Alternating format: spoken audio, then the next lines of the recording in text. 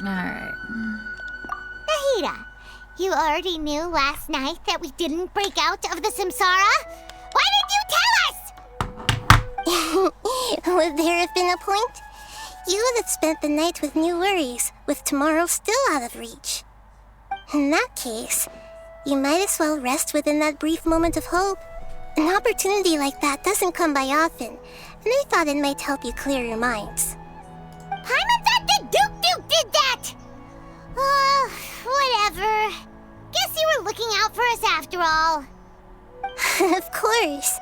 In the time we've been together, you two have been everything to me. Paimon's flattered and everything, but maybe you're taking things a little fast. What I mean is, even though I had asked you to solve this puzzle, you two are still the only ones who can see me and sense my presence. In other words, if you weren't here, I may as well not exist. That's why you two have been everything to me. Get it? Nahida's talking about confusing stuff again. Okay, we watched all this yesterday. Anyway, that's enough chit-chat. So, Traveler, did the new clues yesterday help you gain a new understanding of the situation?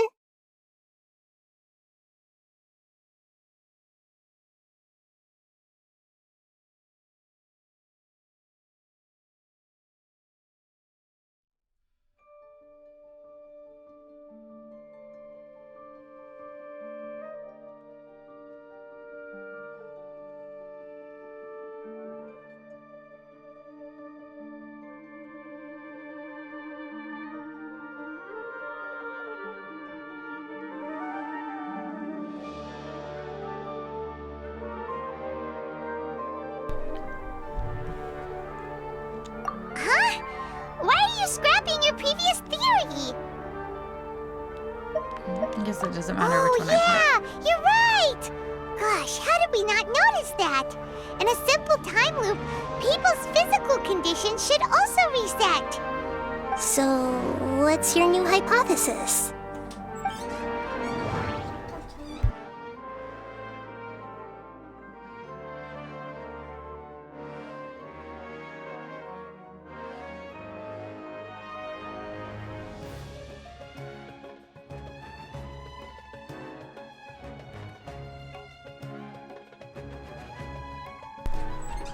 Alright, so it's gotta be...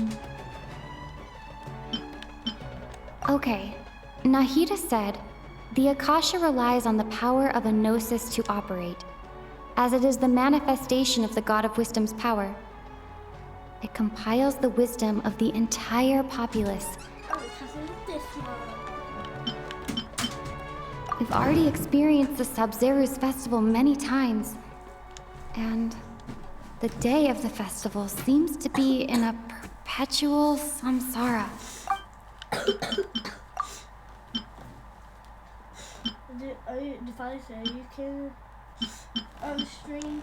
Mm-hmm. Stream just because Okay, so... one of these works. I can't Wait. seem to go.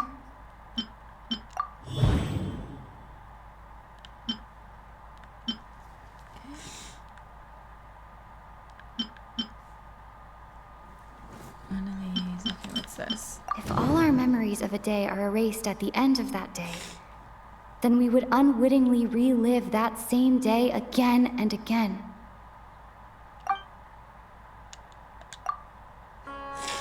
Hello.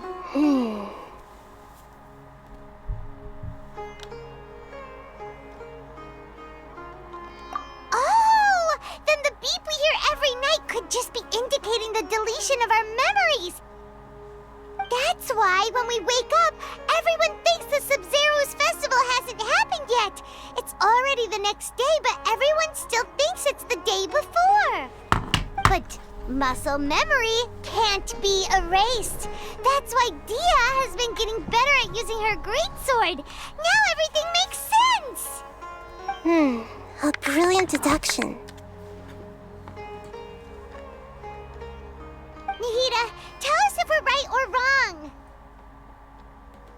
To put it simply, it's as if you've mistaken a pyro crystal fly for a firefly in the night. You lost sight of its true nature because you focused too much on your perception that it glows. That isn't simple at all. Why don't you go talk to Miss Dia again? You might learn something new. Right. She did help us find our latest clue after all. Let's go.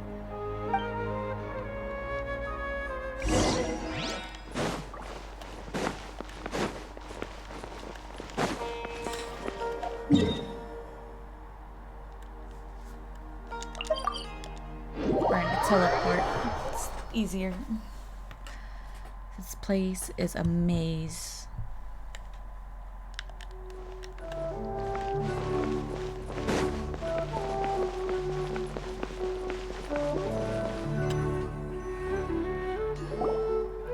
There you are.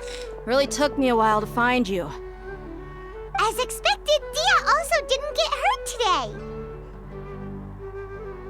Get hurt? Why would I? Don't underestimate me. Well, you're still getting used to your new greatsword. Huh. Truth be told, I also think it's pretty strange. It just suddenly felt so familiar in my hands and... wait a second! How did you know I got a new greatsword to begin with? I didn't tell anyone about it. Traveler, could you explain the situation to her today? Paimon's gotten a little sick of doing it. Oh, that works.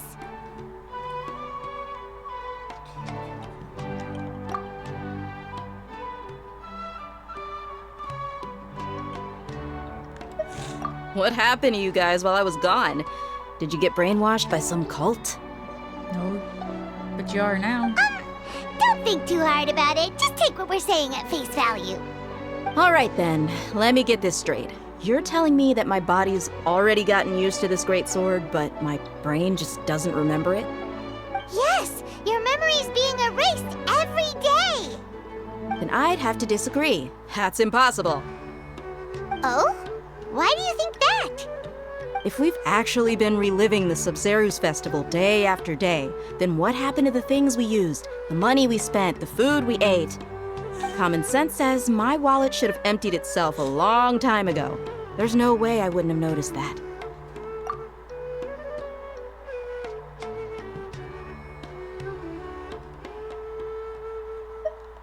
Right.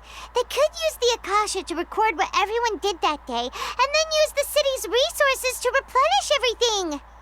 It's not very likely, but it's also not impossible. No, it is impossible. I've got proof. You have proof? Where? You two are surprisingly serious about this nonsensical discussion. Fine, I'll play along for a little longer. Come with me, Miss Dunyarzad. Please come along as well. I still can't guarantee that this area is safe.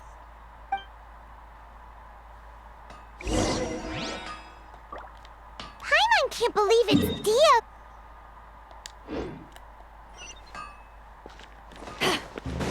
Hope I cut her off talking. Bless you.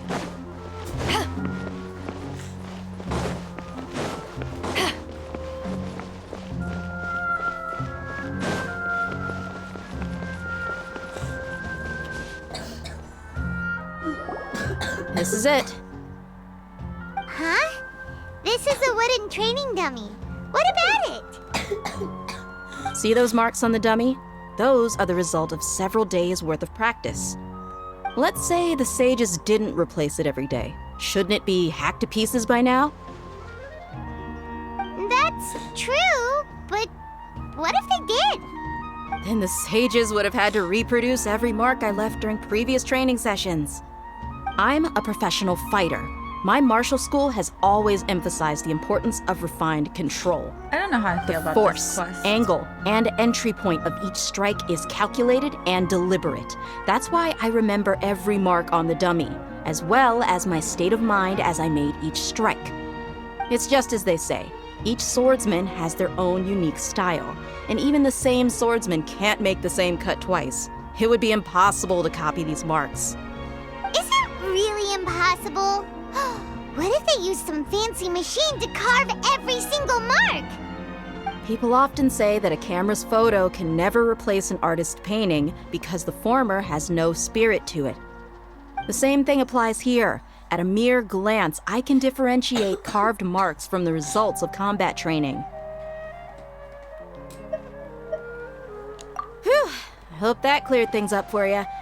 Hey, is this that new brain exercise game that's been super popular with the scholars lately? It's surprisingly fun. Anyway, it's getting late.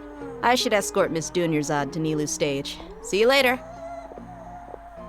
Well, back to square one. Is our memory deletion theory also wrong? But at least we've reached some other conclusions in the meantime. Yep, that's true. So, can we think of any new ideas right now?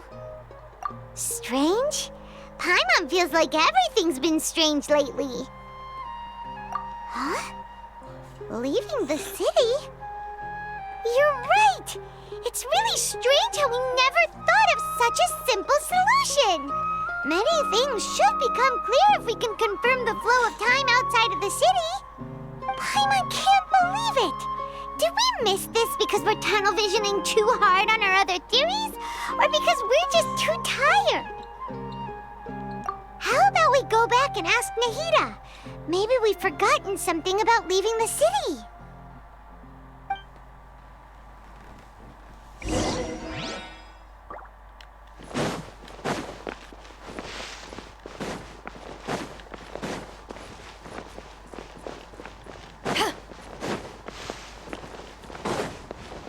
She was just sitting up.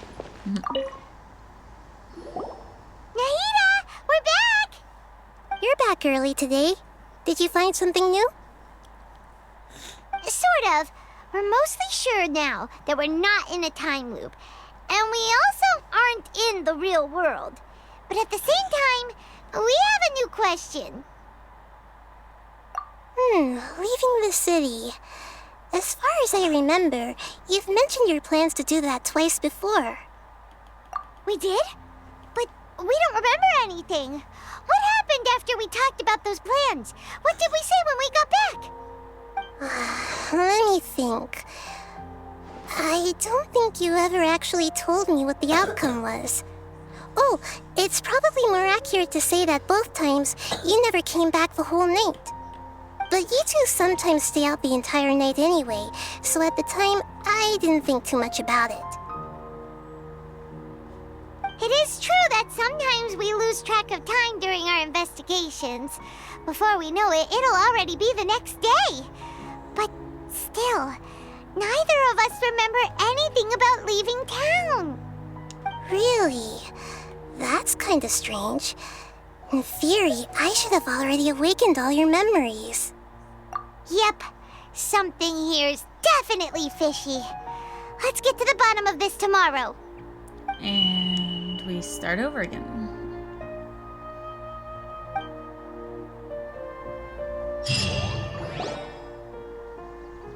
Our memories are back!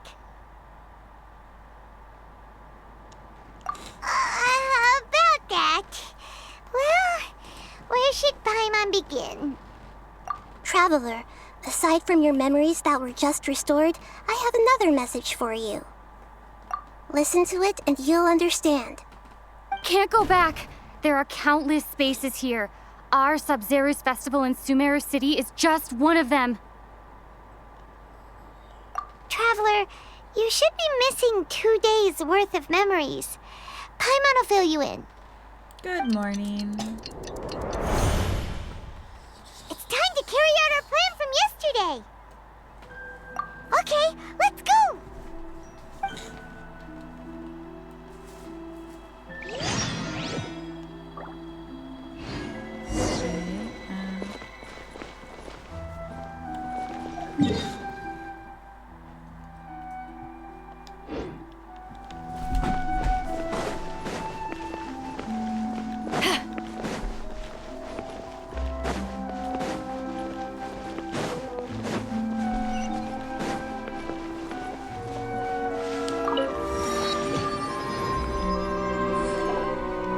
Why can't we leave the city? What is the academia up to now? Don't ask me. It's not like I can tell you anything. This is a direct order from the Grand Sage. Just wait until tomorrow. I have a real emergency. My goods have already arrived at Port Ormos. If I don't hurry, they'll be stolen. I don't know how well That's I like your problem. Make sure you make a request in advance next Just because time. it repeats itself. But it's not like you can just predict business matters in advance. It looks like the Academia already announced a lockdown for Sumeru City today. Excuse How me. completely unsurprising. Let's go and question them. Hello, sir. Why can't we leave the city today? Here we go again. Don't ask me. I don't know either. We just received an order that no one is allowed to enter or exit Sumeru today. They didn't tell us anything else. Angering me won't get you anywhere. If I had that kind of insider info, I would have left this stupid post long ago. It looks like he really doesn't know. If we can't get anything out of him, let's take matters into our own hands. Why don't we climb over the walls? Those guards can't be everywhere at once. This is a good spot, and the guard hasn't noticed us at all. Let's hurry! Huh? Why? Are you going to leave Paimon behind? But what if things get really weird out there and you get into some trouble? Then Paimon won't be able to help you. Oh, Paimon knows that Paimon can't do much, but we've always been together, haven't we? Okay. Paimon will wait for you. Promise Paimon that you'll come back as soon as possible. Just a quick look. And please, be careful.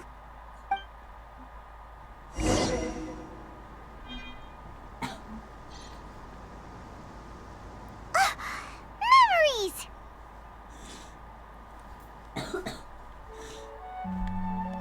Traveler!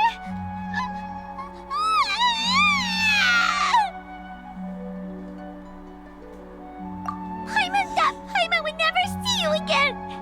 You just disappeared! Paimon waited for you for hours and hours at the city wall and you never came back! You promised Paimon that you were only taking a quick look! Paimon, calm down. She's here now. I don't think she understood what you were saying. Paimon doesn't care! Paimon wanted to go look for you, but you also said that Paimon should stay! Paimon was so worried and so scared the entire day!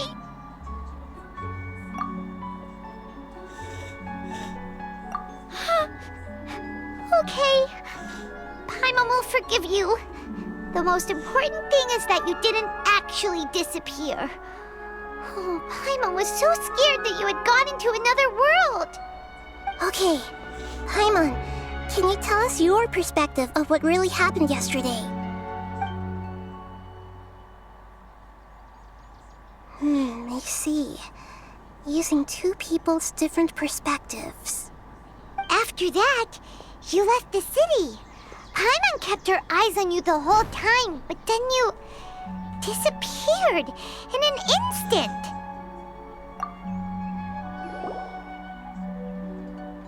No way! Paimon was watching you with the fullest attention.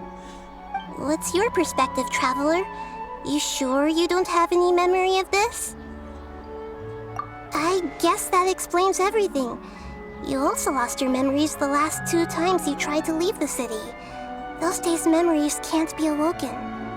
So, if we leave the city, our memories will be completely erased? It really sounds like something big outside of the city is being hidden on purpose. But this way, we'll also never discover what's outside. Something like a message?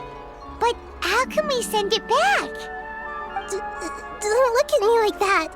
I'm not used to being stared at. Well, okay. You want something that can pass on messages, right? Give me some time and take care of Dunyar's out for me. Yep, now we're talking.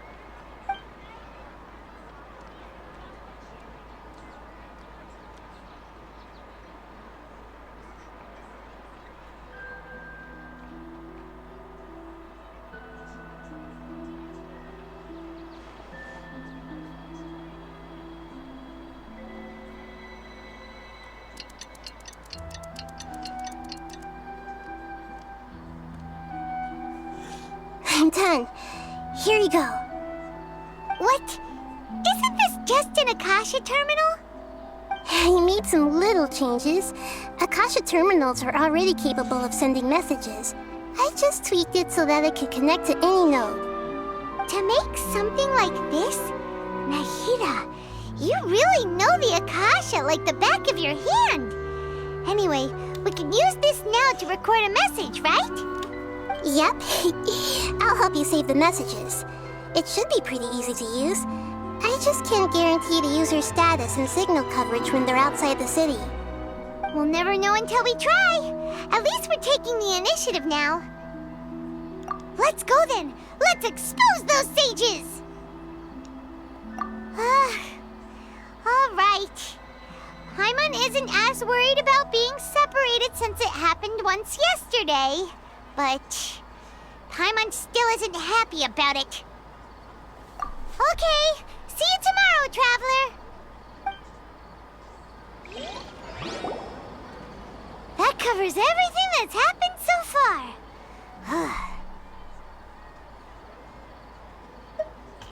Yes. Although the signal was choppy and had some interference, we still managed to receive 2 messages from you when you were outside. Okay, now that you understand what's going on, let's hear the messages together.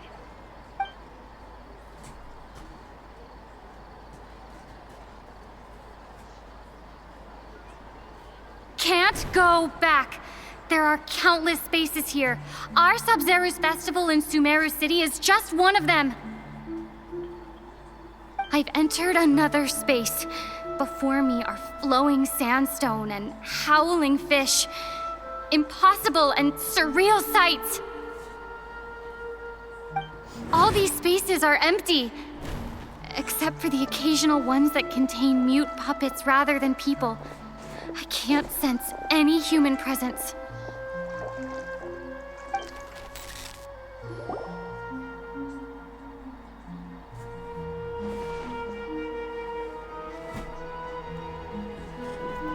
That's one heck of an info dump. It sounds like you left the Sumeru city space when you set foot outside of the walls. But everything looked completely normal when Paimon was looking out from the inside. That's unbelievable. And if we take your word for it, the other spaces all had very weird contents. There's another part here. We only received it last night. These spaces have been disappearing, one after the other, absorbed by something like a sun in the sky. And now, even the final space has also disappeared. Behind me, a lot of spaces just appeared again from thin air. I get it now. Those spaces are actually...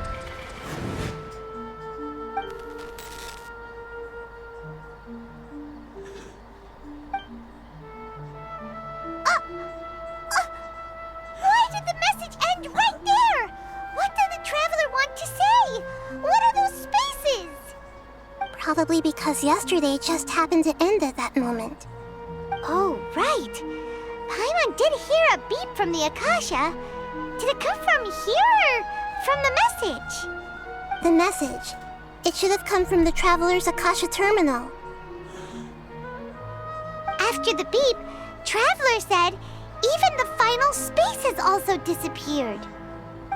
Traveler, what do you think that final space could have been?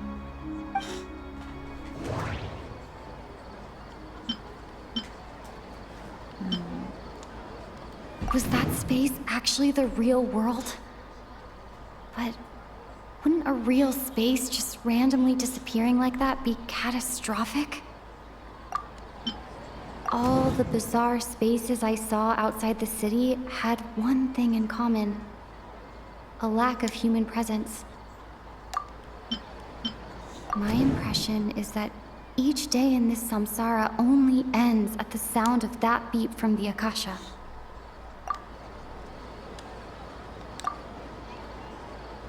Oh, so that's what it is! After the sound of the beep, the final space, the Sub-Zero's festival, also disappears, and we're taken to the next day. Later on, Traveler also mentioned a bunch of new spaces materializing behind them. Do lots of new spaces appear every day? Paimon's head is spinning. Just what are these spaces anyhow? Well, consider this. For all the horrors of the Archon War, at its heart, it was just a game where a bunch of gods fought over 7 seats. So no matter how strange or spooky things may look on the surface, maybe all they point to in the end is a small and simple secret. Wow, the Archon War, huh? That's an analogy and a half.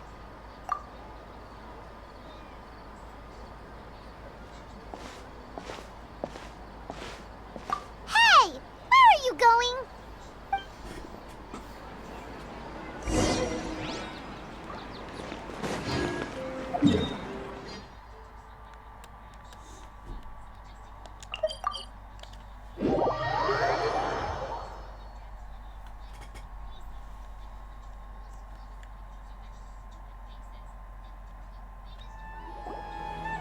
Do you want some alone time to think?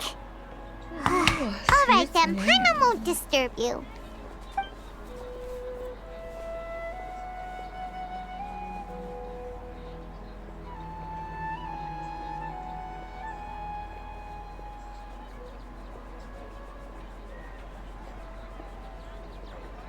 The dance of Sub-Zeros is about to begin. I'm going to go watch it. Okay.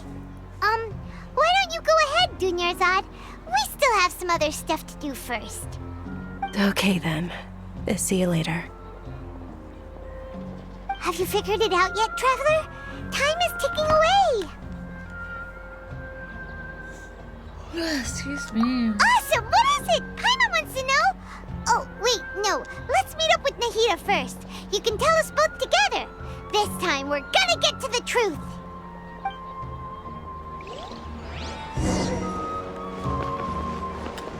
Alright, just so they don't have to keep switching.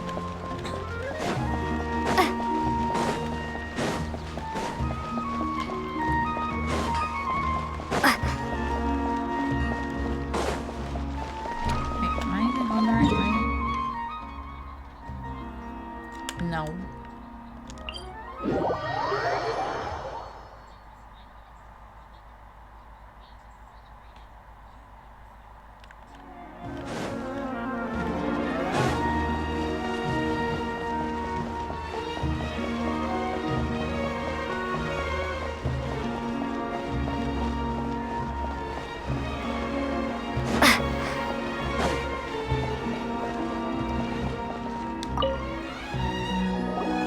You're back! I've been waiting forever for you two. Judging by the looks on your faces, are you ready to take your Sub-Zero's exam and graduate from the festival? Okay, first off, have you discovered the hidden truth? Okay, Nahida said, the Akasha relies on the power of a gnosis to operate, as it is the manifestation of the God of Wisdom's power. It compiles the wisdom of the entire populace, and it grants knowledge to the people. We've already experienced the Sub-Zero's festival many times, and the day of the festival seems to be in a perpetual samsara. Well, this is what they was. Nope. All the bizarre spaces I saw outside the city had one thing in common: a lack of human presence. The moon, illusions, and lies. What do they all mean? People in Sumeru don't dream. What a strange phenomenon. Those spaces remind me of dreams, like the one I had in the Avidia forest. Except these have no sign of human presence.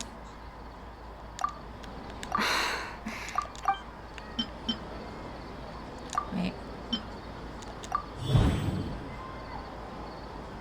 We are all in a dream. It isn't that the people of Sumeru don't dream. Rather, the Akasha is taking their dreams from them. People in Sumeru think they don't dream, but the truth is the Akasha steals their dreams without them knowing it. And those spaces with no human presence are stolen dreams without their host. That would explain why they sounded so weird when she was trying to describe them. Huh.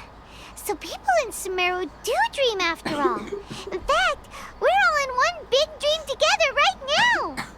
Correct answer. Now, how did you conclude that the Akasha is capable of this? The Akasha relies on the power of a gnosis to operate. It is the manifestation of the God of Wisdom's power. It compiles the wisdom of the entire populace, and it grants knowledge to the people. Okay, so it's gotta be one of these. The Akasha relies... Nope. And it's this one. Oh, okay. Those dream-controlling creatures in the forest also get their power from the Dendro Archon, right? That would explain why the Akasha has the ability to control people's dreams, too. But is stealing everyone's dreams really how the Akasha compiles their wisdom? Isn't there anything more to it than that? Dreams are fantastical, complex, and full of imagination. People's brains are the most active when they're dreaming. In other words, dreams are rich bundles of human wisdom. So, in other words, the complete opposite of how Hypatia understood it.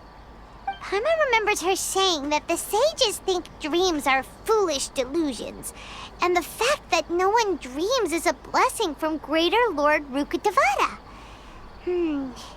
So it was all a dirty trick?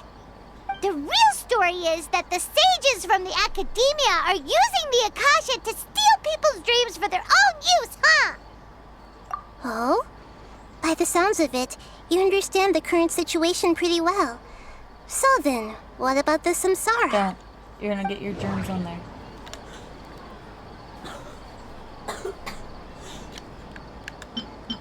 Grand Sage said, go celebrate the birth of that god to your heart's content. Did he mean something more? My mind feels exhausted, even though I haven't done too much thinking. What is going on? We've already experienced the Sub-Zero's festival. Okay. So. Nope. Really? Those spaces kept disappearing before my eyes. But as soon as that beep sounded, many more spaces materialized. Those dreamscapes kept vanishing.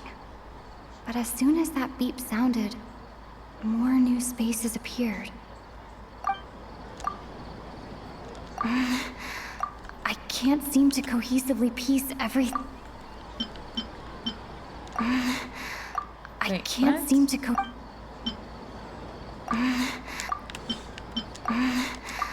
I can't seem to There's gonna be.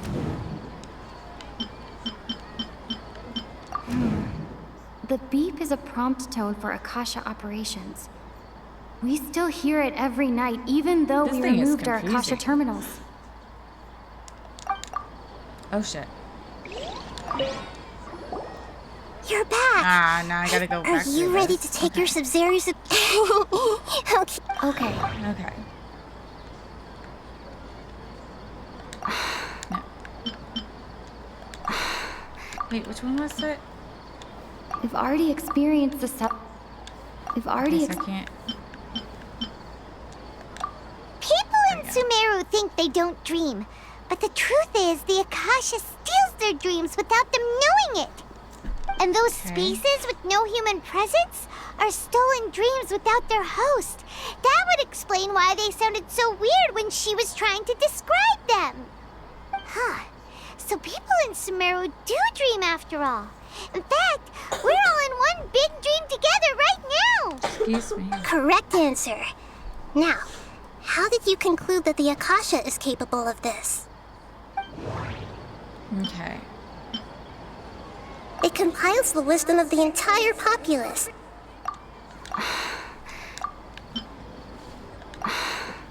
Wait, what the heck? Oh wait, this is that one. That's okay. right. Those dream-controlling creatures in the... What? Is stealing everyone's we read dreams really or how the watched all Akasha this. compiles their wisdom? Isn't there anything more to it than that? Dreams are fantastical, complex, and full of imagination. People's brains are the most active when they're dreaming. In other words, dreams are rich bundles of human wisdom. So, in other words, the complete opposite of how Hypatia understood it. Paimon remembers her saying that the sages think dreams are foolish delusions, and the fact that no one dreams is a blessing from Greater Lord Rukkhadevata. So it was all a dirty trick? Oh damn. The real story is that the sages from the academia are using the Akasha to steal people's dreams for their own use, huh? Oh? By the sounds of it, you understand the current situation pretty well. So then, what about the samsara? Okay. Those dreamscapes kept vanishing. But as soon as that beep sounded, more new spaces appeared. I don't remember which one I did this That one. doesn't sound right. I need to carefully think things through. Oh, this is... They took me back all the way... Hold on. Correct. The Akasha is keeping each person's brain in a constant dream state, but also separating their consciousness from their own dream.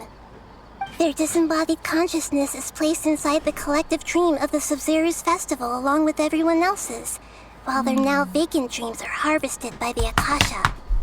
No one is any the wiser as another day passes in the dream, and so begins another samsara cycle. People wake up to yet another dream about the Sub-Zero's festival. The dreams that belong to them are once again harvested by the Akasha. And so it continues. So, this is like a dream factory, and the Akasha is a dream harvesting machine. Did Paimon get that analogy right? Very good, Paimon. Using analogies well is an excellent habit to get into. Okay, so that beep we keep hearing is actually from our real-life Akasha terminals. Taking off our terminals in this dream doesn't do anything. Alright, last question. Who am I?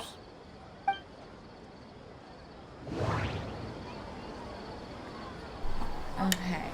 They say that alchemical divination is the Dendro Archon's divine revelation. Wait, what the heck So just then, happened? if Nahida has referred to herself as the moon...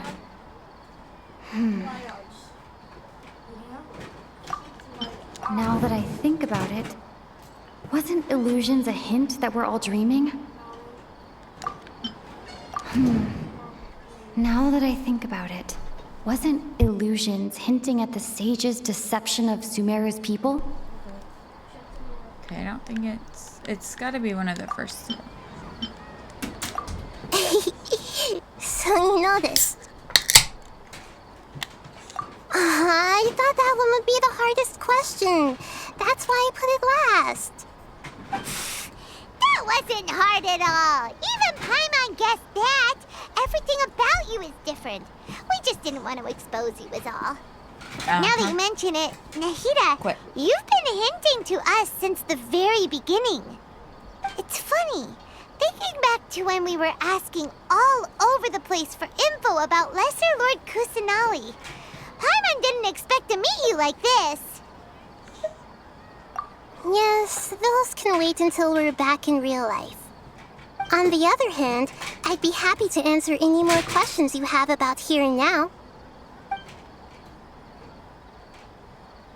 You asked me this question before, My answer was, it would literally blow your minds.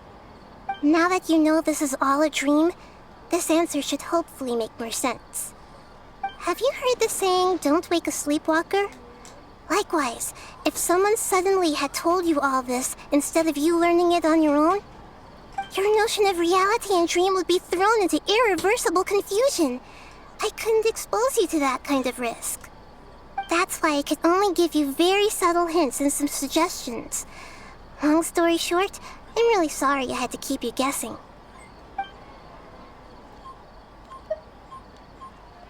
Firstly, this dream we're in is completely based on reality.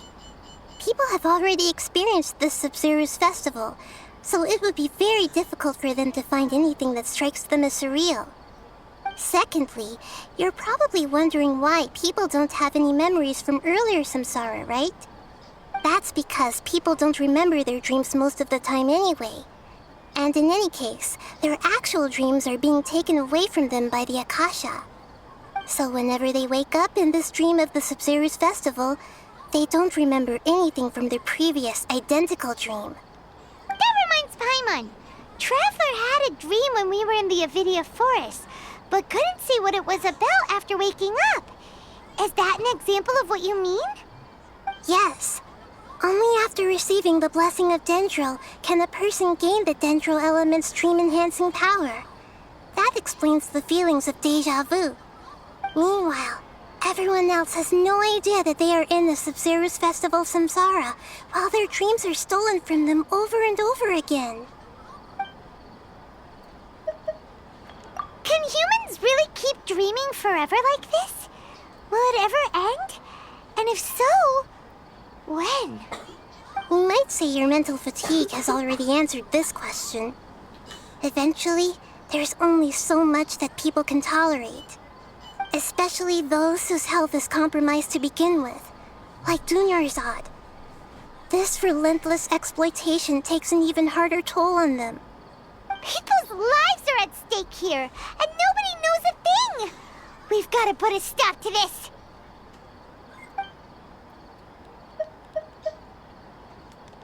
I know, right? Why did they have to base this dream on my birthday? Could it really just be a coincidence? Even you don't know the reason? Wow, now that's strange. The Academia The whole sages thing are is determined to strange. harvest lots of dreams in a short time, no matter the cost. They have to be up to no good. Unfortunately, I don't know anything about it. Traveler, do you have any information? Those spaces remind me of dreams. Like the one I had in the Avidia Forest. Except these have no sign of human presence. Okay, Nahida said, the Akasha relies on the power of a gnosis to operate, as it is the manifestation of the... Grand Sage said, go celebrate the birth of that god to your... Celebrate the birth of that god? Could it mean...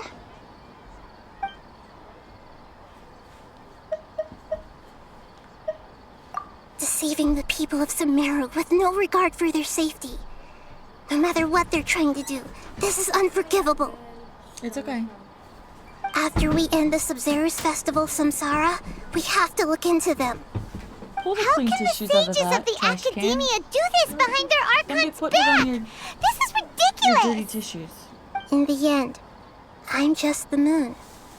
The real sun is long gone. No, A sun and a moon? get this out of your dirty Nahida's tissues. talking in otherwise riddles I'll never get again. over it. Oh, we're out of time today! I'll tell you how to break free of the samsara tomorrow. See you then.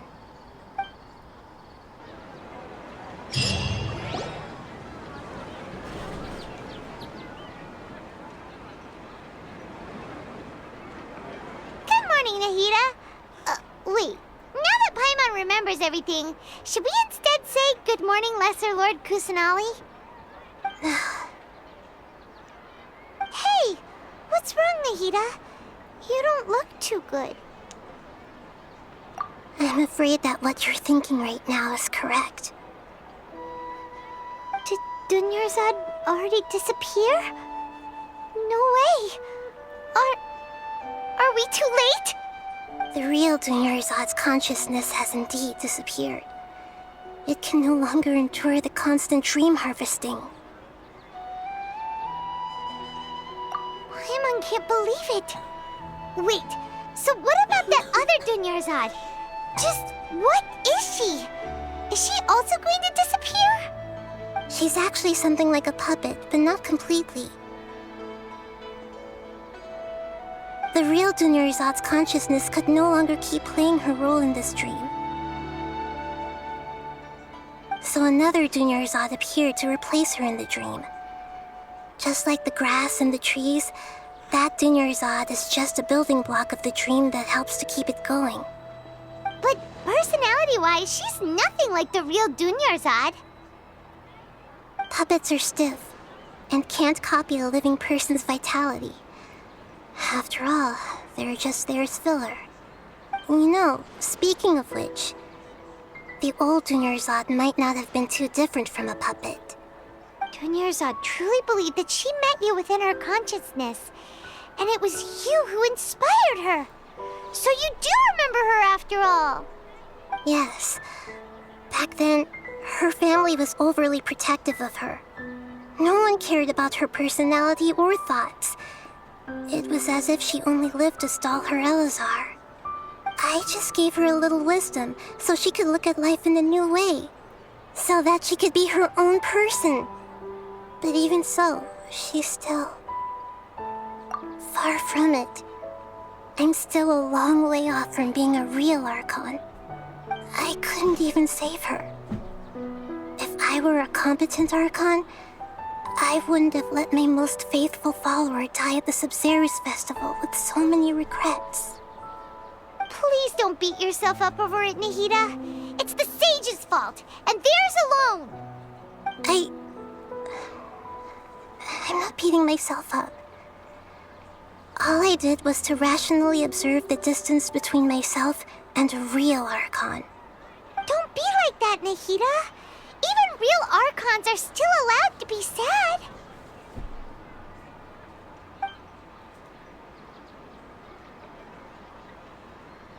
To prevent more tragedies like this, we must end the samsara as soon as possible. Great, but how do we do that? Although the Sabzeruz festival dream is under the Akasha's control, only humans can dream. Even the Akasha is unable to create them. That means this dream belongs to a host who created it. Huh? So, how should we find that person? Well, if this is someone's dream, then everything here must come from deep within their consciousness. Which means, with the power of imagination, they can change anything in this dream. Imagination? What do you mean by that? Imagination means breaking through what you perceive as normal. Like when a server at a tavern brings a plate to you, you'd naturally assume that food is on it. However, if you're the dream's host and you become aware that you're dreaming, when you imagine gold and more on the plate, the dream will respond in kind, and the server really will bring you gold and mora. But right now, our host is unaware that this is a dream. No matter how many times they're served, it will always be food. Find some way to make that person realize that they're dreaming. Usually, once that happens, the person will wake up and the dream samsara will be broken. How are we going to find them, though? If it could be anyone, it'd be like looking for a needle in a haystack. And even if we did find them, how are we supposed to make them realize they're dreaming? After all, like you said, don't wake a sleepwalker. It's extremely difficult, yes. But the only ones who can do it are you two. Remember, everything you've achieved up to this point has all been for the sake of finding the host and ending the samsara. As for me, during this time, I'll be out of town. Out of town? Are you going to that place full of dreams where the traveler went? Yes. I want to try something. There must still be a small wisp of possibility. Hurry and go. Dreams are supposed to be fantastical, romantic, and full of pleasant surprises. Unnecessary things like this samsara need to end. Paimon's still a little upset that we've come this far only for Dunyarzad to... She was such a good person, with such a simple wish. But fate was against her. Yeah, saving Dunyarzad is what kept us going this whole time. But we mustn't lose hope, Traveler. Dunyarzad would definitely want to see us save everyone else. So let's break the samsara for her sake. Paimon's wondering, do you think the sages would get one of their own to be the host of this stream? Feels like it would be easier to control it that way, no?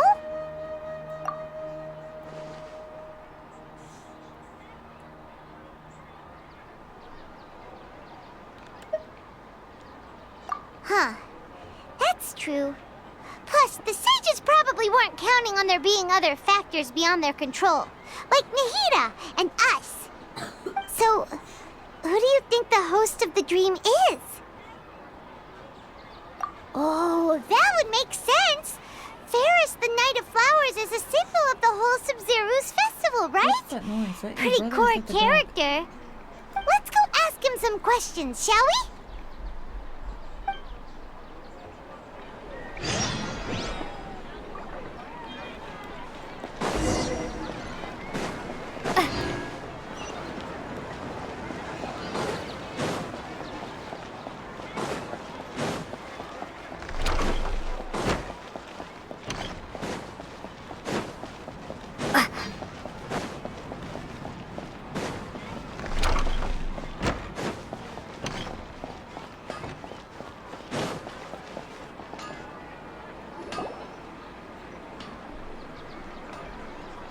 You're back.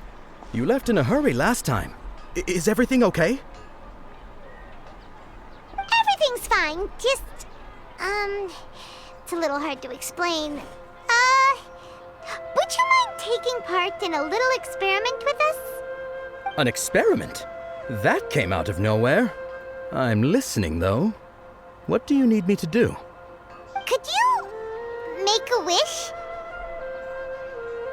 You want me to make a wish? Is that a new Sub-Zero's festival tradition or something? Less questions, more wishing! Okay.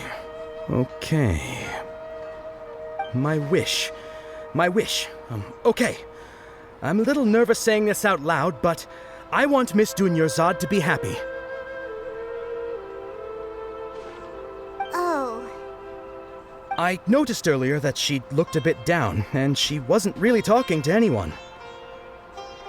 She just doesn't seem like herself. She's always so gentle and kind, and all the kids love her. I think somebody's smitten. I've also wondered if the reason she asked me to be Fairest Knight of Flowers is because I'm special to her, or something. So, you have a crush on Dunyarzad? Oh, is it that obvious? After what I just said, I guess it is. When she placed the hat of the Knight of Flowers onto my head, she said to me, I want everyone to have a happy Sub-Zero's festival. What she didn't realize was that I'm not that interested in how everyone else feels. In that moment, I just wanted to be her Knight of Flowers for the rest of my life. 50 years, 100 years, I'll serve her till the end of time. Okay, yeah, that was a bit much. Felt like the right moment to get it off my chest, but that was pretty embarrassing. Okay, I'm ready to make my wish. I would like Miss Dunyarzad to appear in front of me right now with a smile on her face. Here goes. Please come true. I'm gonna open my eyes. Oh, Oh! You're... What? Fucky? Sorry, but only one portion of Yelda candies per person. Back home you go. Nice try, you two. Anyway, never mind. I don't need to see her appear right in front of me. As long as she's happy. Guess he isn't the host of this dream after all. Should have expected it wouldn't be this easy.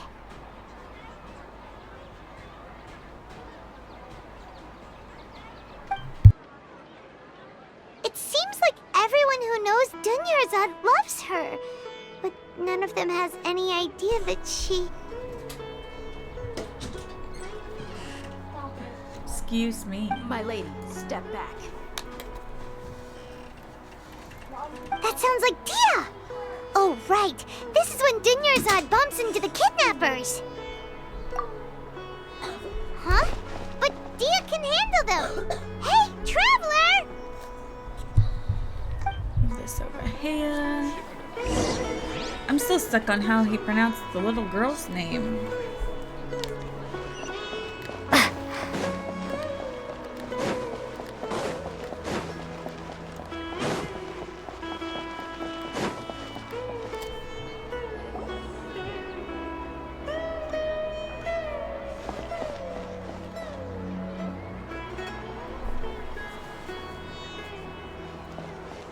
Oh, it's you. Great timing. Please take... Hey, this is my job. The homie Yannis pay me, not you. You... fine, alright. Knock yourself out. Why are you so worked up anyway? It's not like I don't trust your fighting skills. Anyway, watch yourself.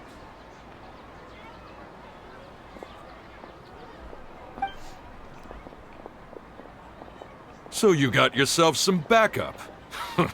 Suit yourself. You're going down. That's close enough. A new punching. Propagate! Come on, you coward! To ashes!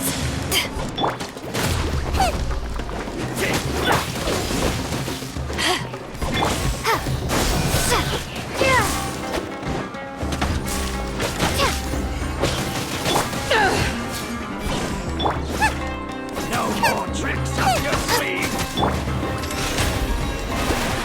Scatter! Fall off the jungle!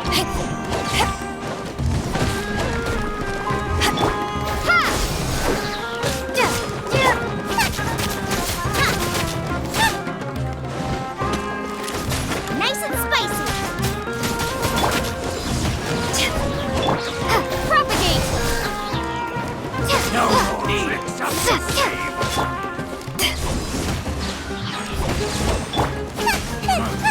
You want this one?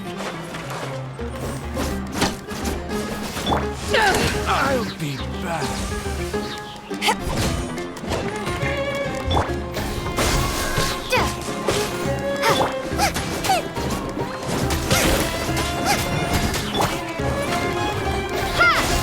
Germinate! Power that ended Python! Goma, get them!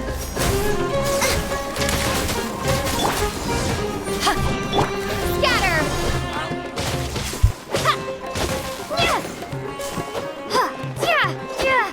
Hello. Where do you think you're going? Propagate!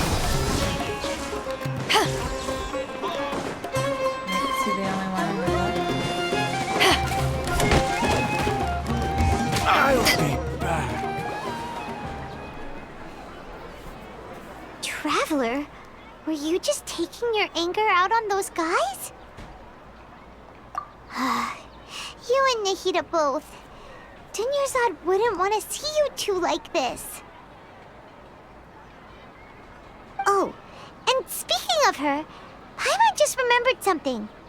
Remember how during the first Sub-Zero's festival, before the Samsara started, we came here with Dunyarzad because she wanted to pick something up? She said it was because she had forgotten something. Okay, so Paimon's memory is working so far. Anyway, Paimon also remembers that she is staying somewhere around here. She pointed it out to us the night before the Sub-Zero's festival. Yeah, even if it's only a tiny clue, it'll probably still help us more than this needle in a haystack search.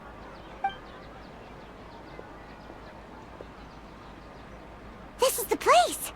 It's rude to enter other people's spaces without permission, but desperate times call for desperate measures! Hey, the windows are unlocked! Okay, Paimon's gonna take a peek inside.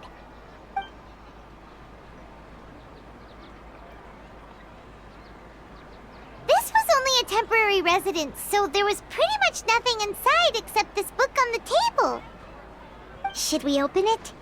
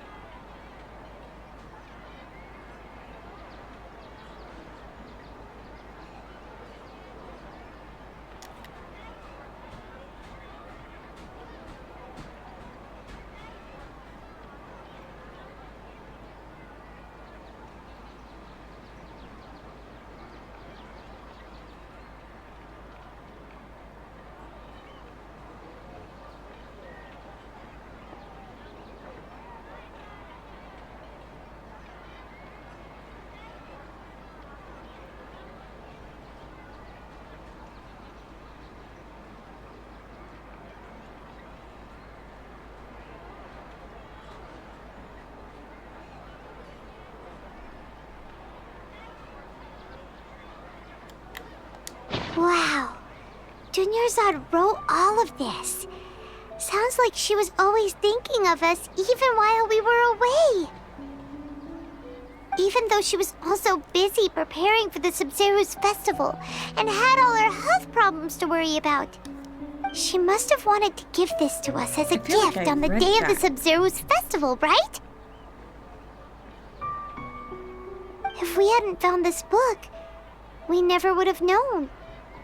But now that we know, we can't even thank her. Hey! Where are you off to now?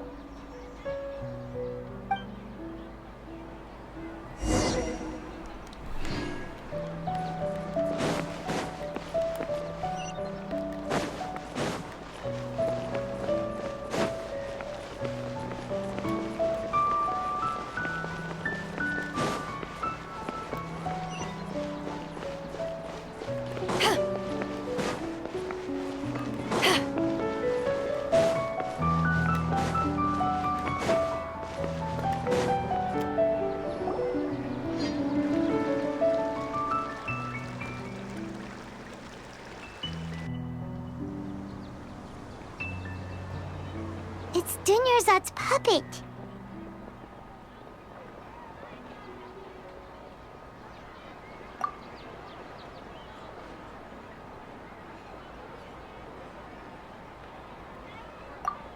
Traveler? You must be exhausted. Come to think of it, we've been stuck in this place for a really long time. Heck, even the last time we were chatting happily with Dunyarzad feels like an eternity ago.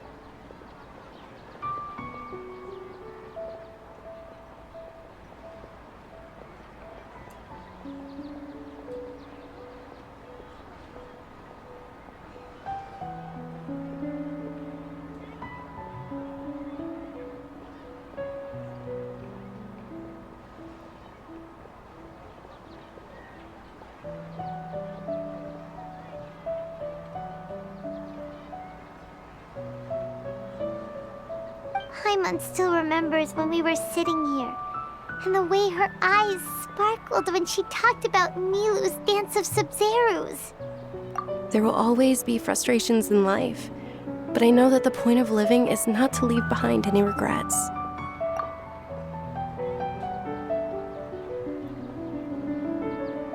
That was what the real Dunyarzad said, wasn't it? Does that mean Yes, Traveler. What is it? Oh, so she's still just a puppet. But just now, how come... What? Where are we going this time?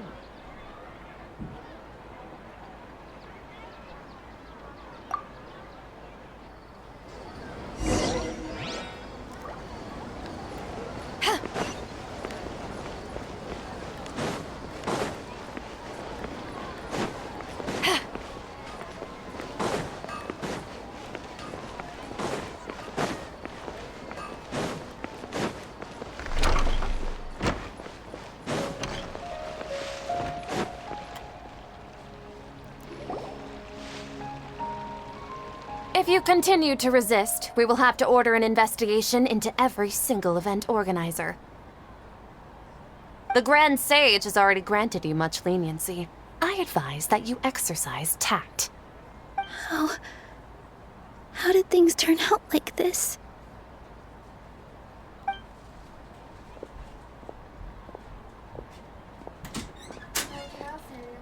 Give me 1 minute. I'll be right there. Traveler? You don't have to get involved. He's a sage from the academia. I don't want to drag you into this. Traveler? Traveler? What the heck are you doing? If you get arrested by the academia, that's another day gone to waste!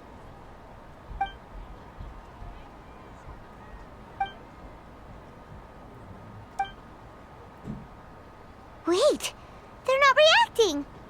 Have they been scared stiff?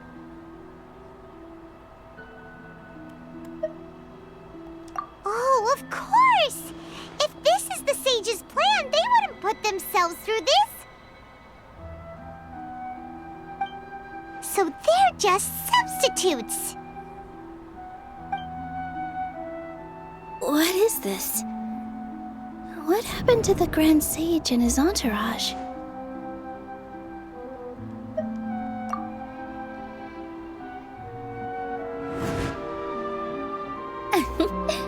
Like I said, they symbolize the goddess of flowers. It's just a shame that all the real Padisaras went extinct after her death. Yes. The Greater Lord brought forth new Padisaras in memory of the goddess of flowers. But she ultimately could never truly replicate that beautiful shade of purple.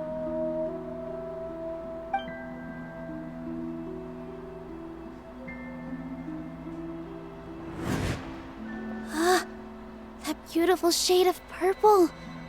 Aren't these flowers real Padisaras? Just like the ones from the legend? I didn't even notice. Tanyarzad, did you find these? But didn't you just say all the real flowers went extinct after the goddess of flowers passed away? So, how? Yeah. What's going on here?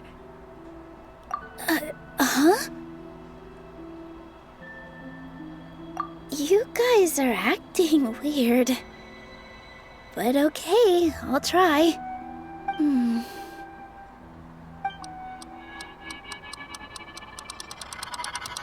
Hey!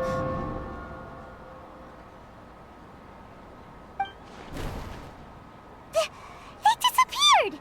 So Nilu's the host! What a surprise!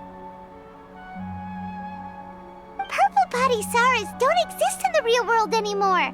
But in Nilu's subconscious, they can appear as decorations on the stage. Okay, not who I thought was the host. It's just like the example Nahida told us. People assumed there will be food on a plate, and Nilu assumed there would be real Padisaras in the flower pots. So when you saw the flowers, you instantly knew it was Nilu? But if we want to end the samsara, we need the host to become aware that they're dreaming. How should we make Nilu realize that? Am I dreaming? Huh? So I'm right. Is this Lesser Lord Kusanali responding to our celebration of the Sabzeruz festival? Wrong guess, but you aren't completely wrong either. The point is, what made you think this is a dream? As far as you know, people in Sumeru don't dream, right? Yeah, but have you heard the tale of the first sage?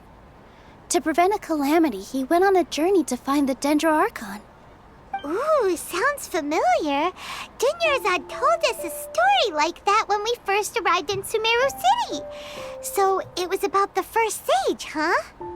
Yep, but in the part you heard, he hadn't become the first sage yet. There's more to the story. His piety and wisdom were acknowledged by the Dendro Archon, and she finally gave her blessing to him. All kinds of spectacular scenes appeared in front of the first sage, as if all the knowledge in the world was being painted onto a canvas right before him. He was captivated. After who knows how long, he mastered all the knowledge he could comprehend. Afterward, he said to the Dendro Archon, "I miss my parents, my wife, and my children. I've been away from home for far too long. They must be worried." The Dendro Archon smiled.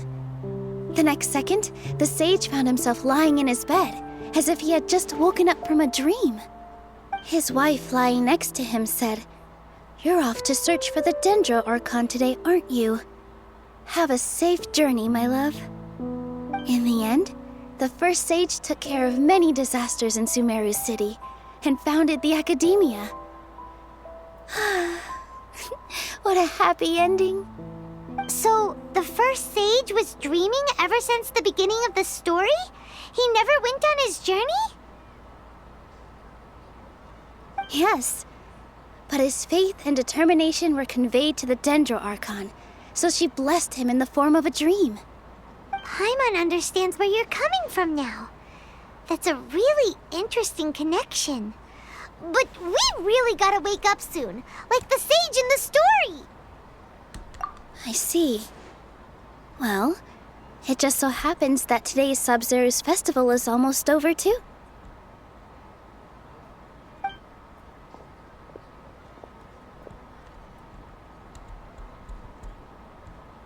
Since we're in a dream, let's make this final dance of Sub-Zero's as beautiful as we can.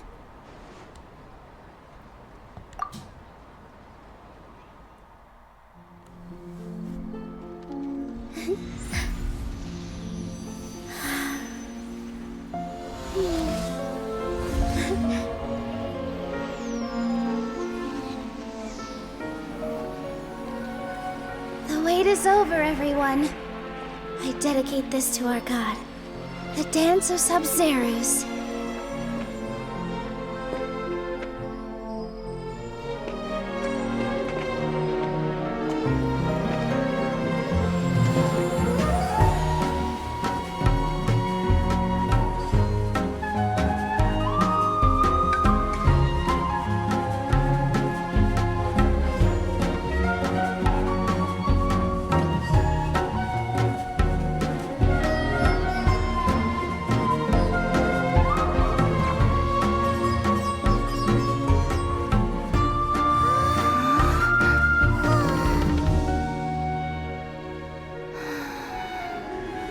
I'd be lying if I said I had no regrets. I would have loved to see Nilou's dance.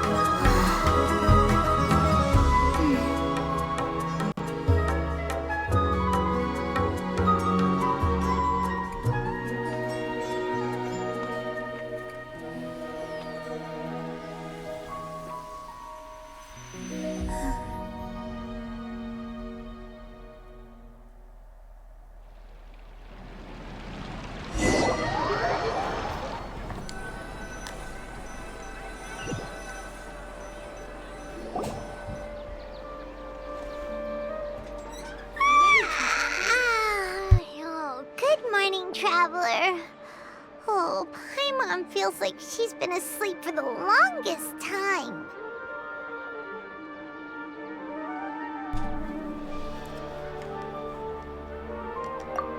Paimon's head feels super heavy. Did we oversleep? Do you even remember going to sleep last night? Paimon thinks it was after the Sub-Zero's festival. The Sub-Zero's festival! Have we finally escaped from the Sub-Zero samsara? Quick! Take off your Akasha terminal!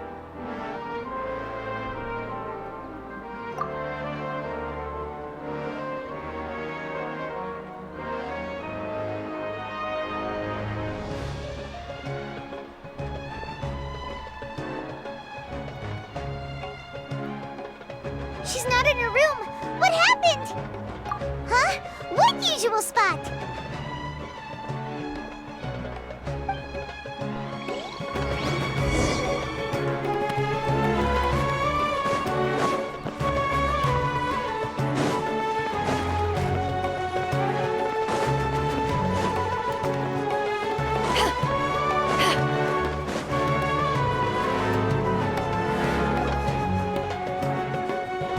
Well done, Traveler and Paimon.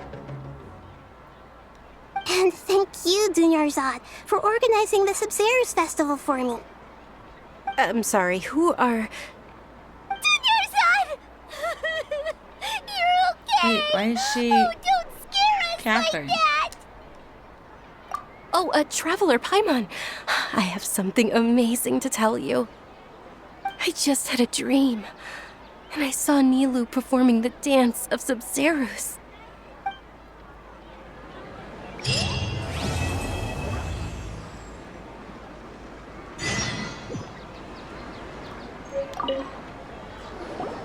That was long. You're actually Nahida, aren't you? Paimon felt like Catherine was acting weird when we met at the Sub-Zero's festival. And... Dunyarzad, did you save her? It's a really long story. We shouldn't disturb her. Her consciousness is still weakened. Let's chat somewhere else.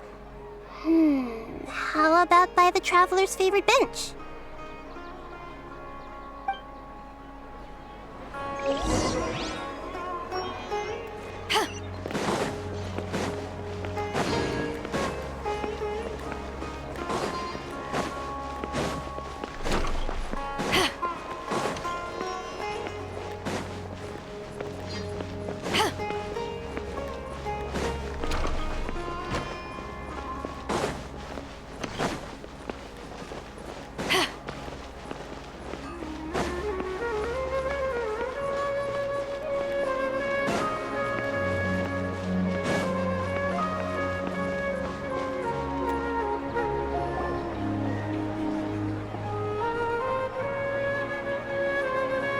Let's talk about Dunyarzad first.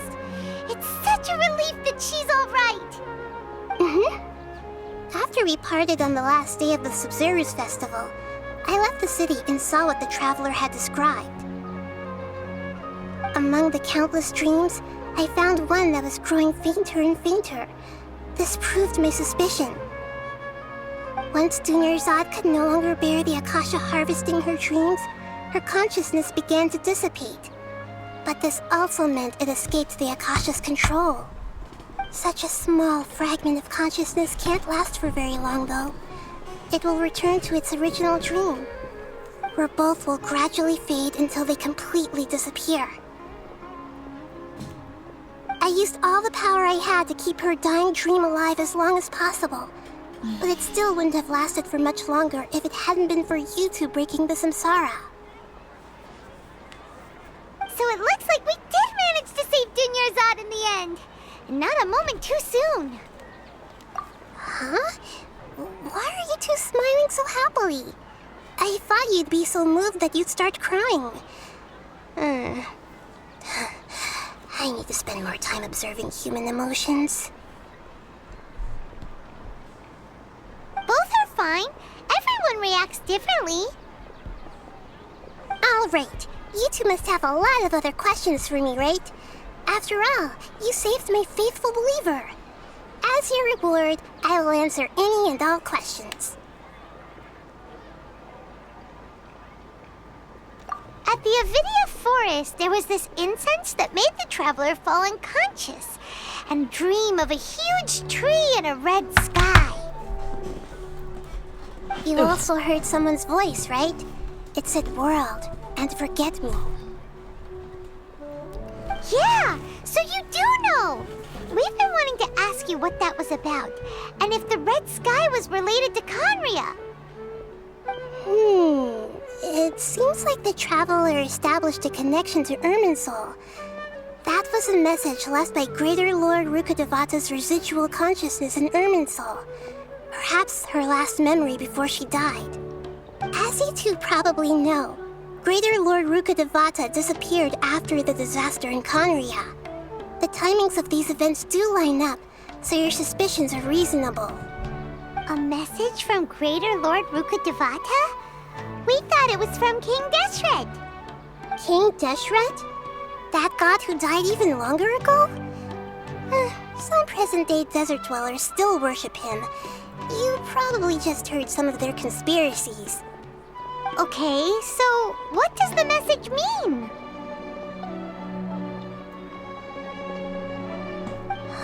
I still haven't managed to decipher it.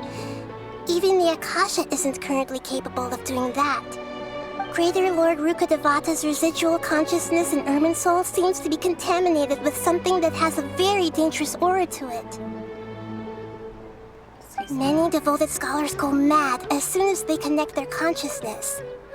I've warned the academia about this many times, but people still keep falling victim to it. But I believe this is the key to saving Irminsul. That's why I've kept trying to decipher it.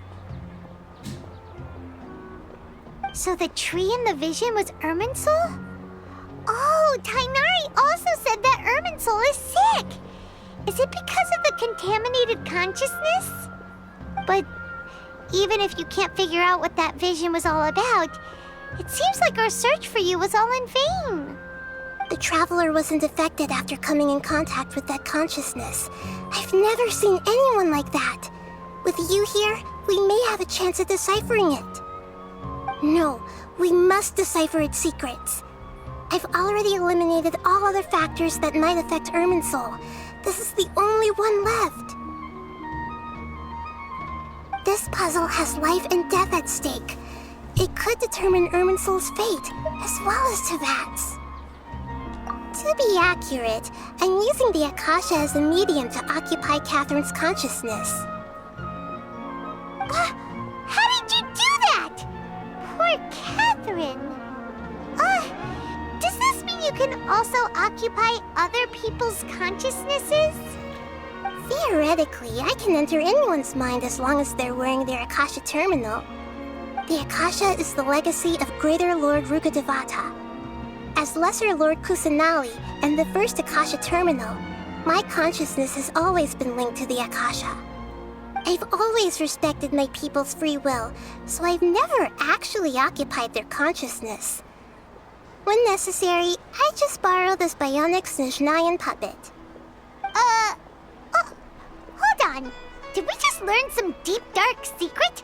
So Catherine is... No wonder Paimon felt something was off about her. What about your own body? Why do you need to borrow other people's? Don't you live in the sanctuary of Surasthana? That story begins a long time ago. After Greater Lord Rukkhadevata disappeared, the sages found my newly born self and took me back to Sumeru. At that time, I was young and weak. The sages kept me in the sanctuary of Surasthana, ostensibly for the sake of protecting me. But I've hardly heard from them since. However, I do understand that they had hoped to find Greater Lord Rukkhadevata instead of me, a symbol of her passing. So, the sages basically put their new Archon under house arrest? How dare they! Why don't you teach them a lesson, Nahida? In some ways, they aren't wrong. Greater Lord Rukkhadevata was omniscient and omnipotent. Even after her death, the Akasha is still empowering this nation. And I I'm still really far away from being able to call myself the God of Wisdom. Moreover, the Academia is also more proficient at governing this country. My existence has little meaning. Yeah, you got a lot of believers. Just look at the Sub-Zero's festival. Everyone who showed up truly loves you. Thank you for the kind words. But I honestly don't need physical freedom as long as I can connect my consciousness to the Akasha. Trying to find a way to save Irminsul is my life's mission and top priority. I will work on that, and try to live up to being a deity in the meantime. Every once in a while, I will also take up the duties of the God of Wisdom and enlighten a lost soul here and there. Doing all that should be enough. There's never been any big problems with the Academia's governance of Sumeru. This is the first time I've seen them step out of line. I wonder what caused them to go down this path, and what they hope to achieve. Even though the city's residents haven't noticed anything strange, if the Traveler hadn't broken the Sub-Zero Samsara, the situation could have become dire. I tried to do some investigating in the Akasha, but I couldn't find anything suspicious, and all the people of interest seem to purposely avoid wearing their Akasha terminals. I think they're deliberately trying to hide something. Oh, that reminds Paimon. In Gandharvaville, there was a sage who had invited Kainari to join some kind of project. Could it be related? Regardless, I need to first investigate the sage's motives, make things right, and punish them if needed. But I'll have to be discreet, or they'll see me coming. You mean how the Akasha stops you from having dreams? Yeah, it's been such a long time. No one's noticed something's up? It's not that no one noticed. It's more like no one cared. Ultimately, it's all rooted in the sage's misdirection. Misdirection? The sage has convinced everyone to believe that being unable to dream is a sign of rationality and wisdom. Not dreaming is a badge of honor in Sumeru. Even if the truth is that their dreams are being reaped by the Akasha. With their propaganda in place, the sages can maximize their use of the Akasha to facilitate their research. Besides, Greater Lord Rukkhadevata must have created the Akasha in the hopes that it could be used to its full potential. That's why I've never come out strongly against this. Anyway, the perspective advocated by the sages drowned out any voices of doubt. By now, even those who never use Akasha terminals find it too shameful and embarrassing to talk about their dreams. Got it! I hope my answers were satisfactory, seekers of knowledge. To be honest, maintaining Dunyarzad's fading dream took a lot of mental energy. I think I may need to rest for a while. Oh, and you don't need to worry too much about the sage's activities for now. The Akasha won't be able to conduct another project on the scale of the Sub-Zero Samsara in the immediate future. Go and get some sleep. Leave everything to us. What a relief.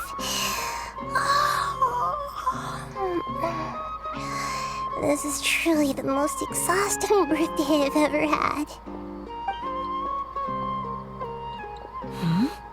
Traveler? Paimon? Why am I here? Do either of you know? Maybe you were sleepwalking. You know you can't wake up a sleepwalker. We happened to walk by, so we thought we'd wait for you to wake up. I see. Huh. I should visit my maintenance personnel sometime. Oh, I'm fine. I better go. Thank you. We've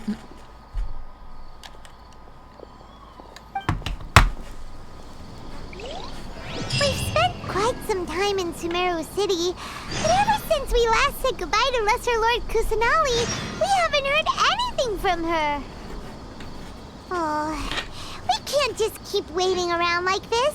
Let's go find Catherine Catherine and pick up some work so we can at least keep ourselves busy. Excuse me. Okay. Oops. Got those completed.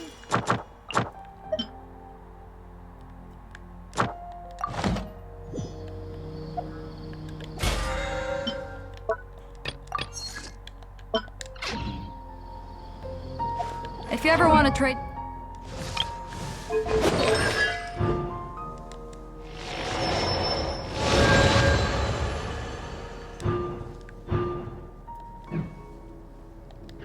Tactics. I'm always ready.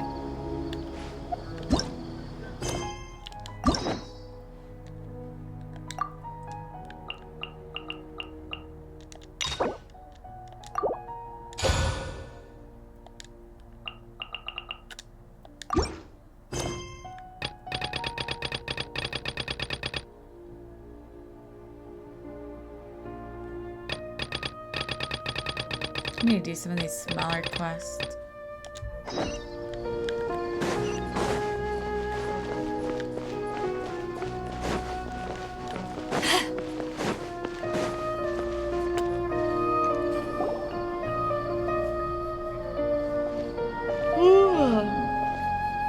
Tell you what, Ad Astra Abyssosque. We meet again, you two. Talking.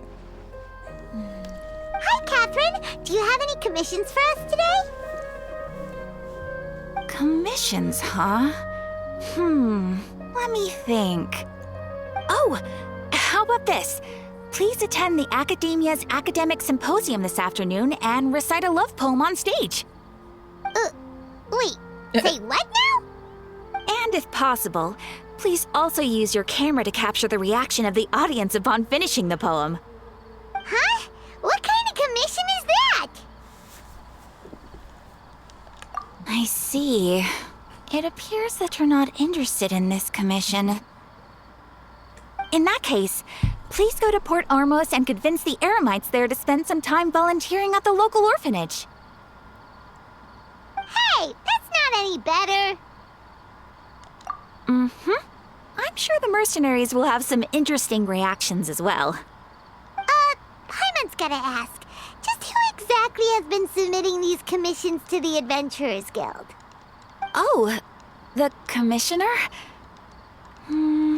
Well, actually, I just wanted to see the two of you in action. Was it so obvious? I was hoping you would actually take one of those commissions. That kind of chance to observe humans doesn't come by often. Ah, so it's Nahida. Paimon just knew Catherine wouldn't crack those kinds of jokes. When did you get into her head? From when she said, Ad Astra Abyssosque. So it's been you this whole time? Are you done resting up, Nahida? Yes. Like I never just talked to her like I've been right sleeping ever beforehand. since we parted ways, and I even had a really long dream. It was another dream about the Sub-Zero's festival, except it was a happy one. In my dream, I was sitting in the middle of a flower terrace, and everyone in Sumeru City was holding hands as they danced in circles around me. They danced round and round, and everyone looked really happy. I also got to sit on a gigantic flower carriage. Ferris, the Knight of Flowers, raised me really high above the ground, and I was throwing an endless amount of Yalda candies at the children. You know, Nahida, maybe your dream is how the Sub-Zero's festival really should be. It's meant to be a joyous time where everyone gets together to celebrate your birthday. Huh? Wasn't I describing a really happy dream? Why are you both looking at me like that? Wait, could this be an example of the emotion known as pity? No, we aren't pitying you. That would only make everything worse. We just don't want you to feel too sad. By the way, have you had a chance to visit Dunyarzad? How's she doing? The Homiyanis haven't allowed any visitors after the festival, so we haven't been able to check on her. Yes, I paid her a visit right after I woke up. She was resting at the time. Her condition is stabilized. However, since Elazar is a manifestation of the withering on the human body, we can only cure it by finding a way to take care of Irminsul's own withering. But for the moment, our top focus should still be figuring out what the sages are up to and what they're planning.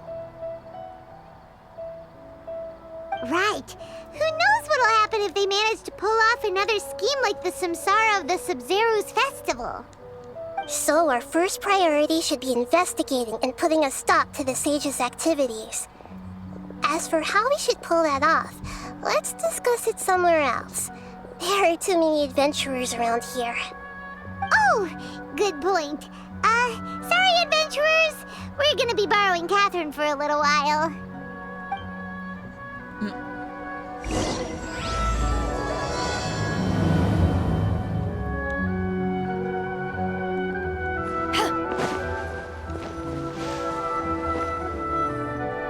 Let's continue our chat here.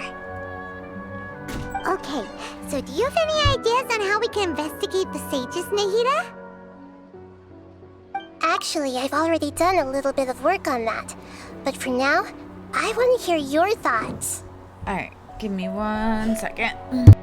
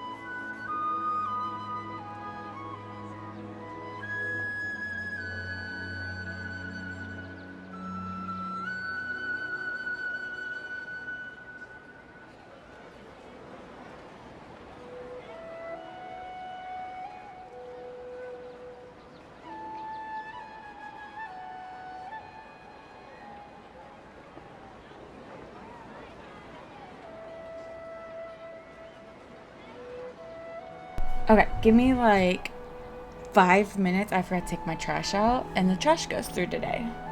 I will be right back.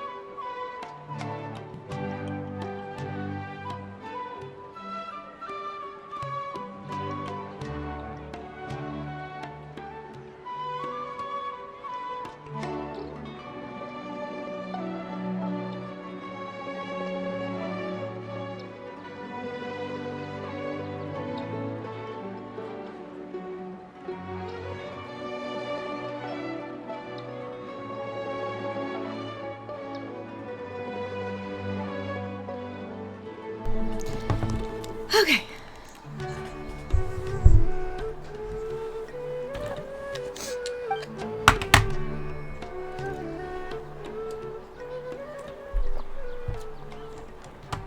I've already tried that, but all the key members of the Academia, even the core of 30 guards, intentionally avoid wearing their Akasha terminals. It seems that from the very beginning, they've been guarding against info leaks from the Akasha. Okay. Of course, Should be good now. it could also be because they're wary of me. Have you already caught the sage's attention? I'm guessing not yet, but distrusting me would make perfect sense if they've ever paid attention to the urban legends about me. In any case, I probably can't take over their minds directly.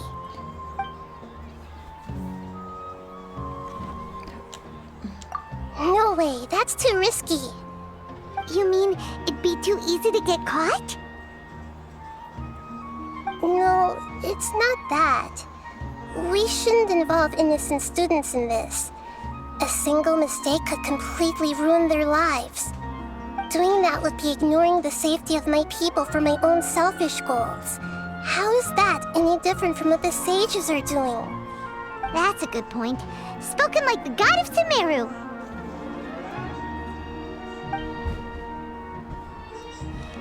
We're in the dark as of now. Since we still don't know anything about their goals, any rash move could tip them off and lead to terrible consequences. After all, every person in Sumeru City is one of their hostages. Should have took some Excedrin when I was over there. Are we really out of ideas? Nahida, you're super smart, so you already have something in mind, right? Don't keep us in suspense. Spill the beans already. According to a popular theory from the Vahumana Darshan of the Academia, rejecting impractical motions at the beginning of a planning session will give more weight to the actual proposal. Okay, but aren't you the god of wisdom? You don't have to use that kind of gimmick to make us take your ideas seriously.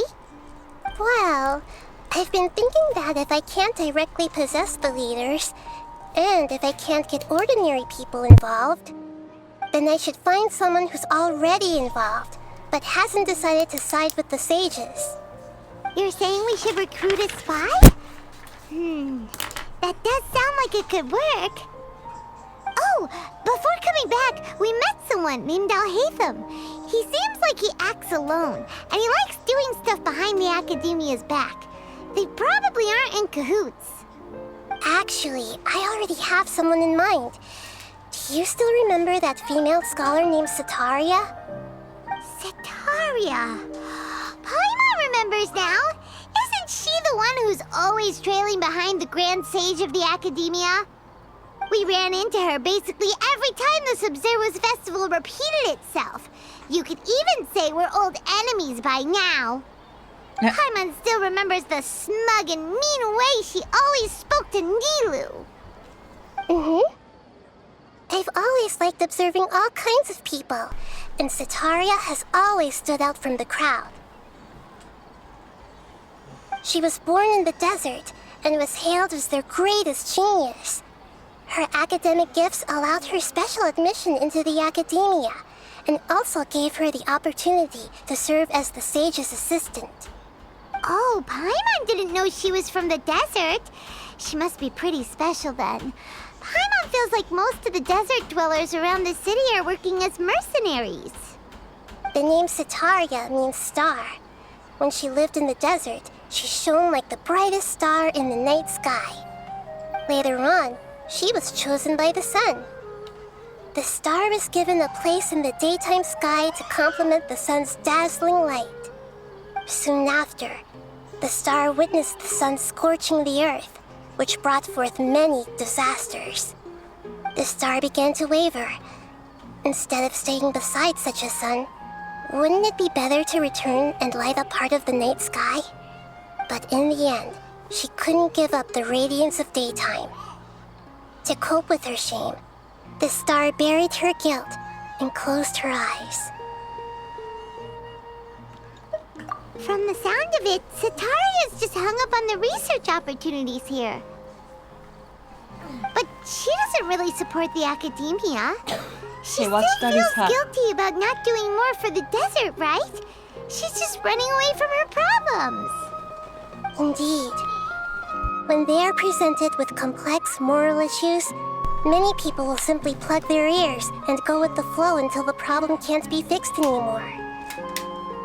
She's suppressing a lot of guilt, but before she realized it, she had already become the sage's accomplice. She can't deny her part in their schemes anymore. Right. We must somehow make her face her problems again. That way, not only can we get useful intel from her, but she can also use it as an opportunity to redeem herself. From my past observations, Sataria will take a day off from the academia every 10 days to do some shopping in the city. Tomorrow afternoon just happens to be a shopping day for her. That'll be our chance. To prepare, let's go check out some of her favorite spots and have a quick chat with a few of the vendors there.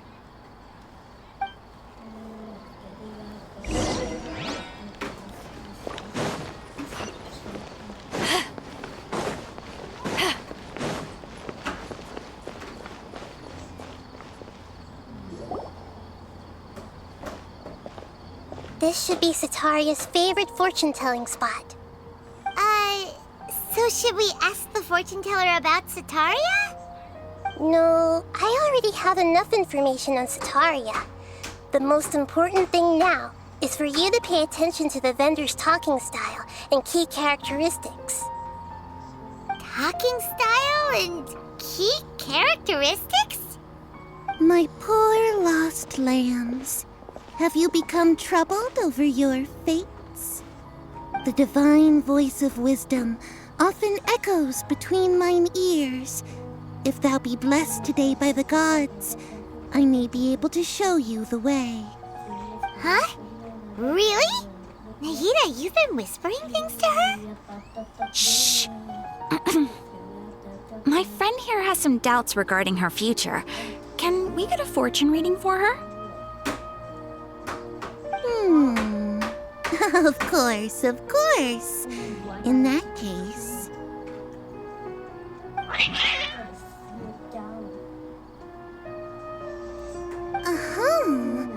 It would seem that Harut and Marut are quite wary of you. Perhaps, at some time in the past, you have somehow offended the gods.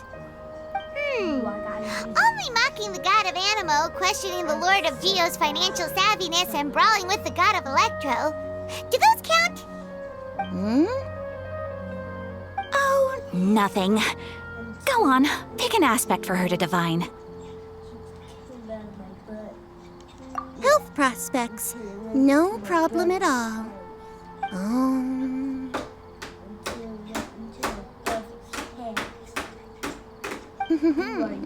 The gods have spoken.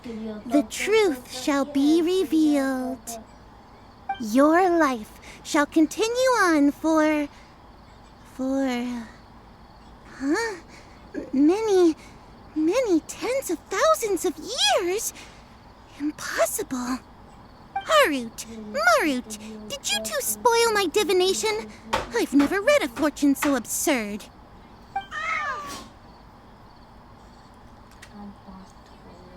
Actually, Paimon thinks this is probably the most accurate fortune telling Yeah, you've because ever isn't done. she like over 500 already? I admit that the orientation of today's celestial matrix is suboptimal. As such, there will be no charge. Is that so? Well, that can't be helped. If you were to bring some food offerings for Harut and Marut on your next visit, perhaps they could help you reverse the wheels of fate.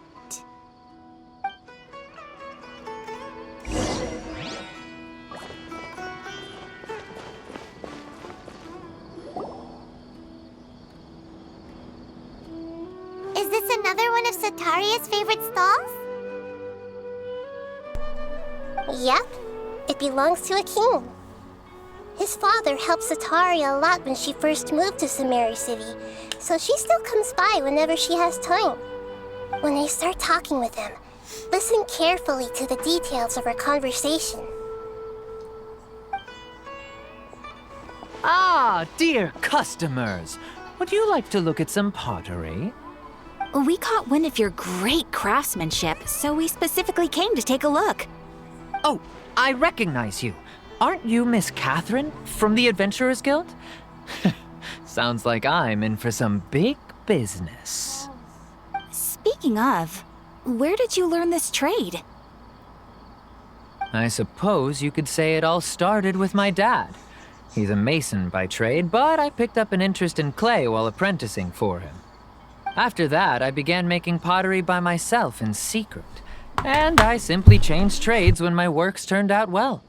Although it's a pity that I'm no longer making much use of the knowledge provided to me by the Akasha. That's nice. You're making a living doing something you love. So is your father still working as a mason? Oh no, not anymore. A few years back, he fell from a roof and broke his leg. Since he had already saved enough mora over all these years, he's just enjoying the retired life in Port Ormos nowadays. I see. We wish him peace and happiness in his retirement. I'll have someone in charge of logistics at the guild come by another day for some goods. We'll leave you to it. Take care now. No problem.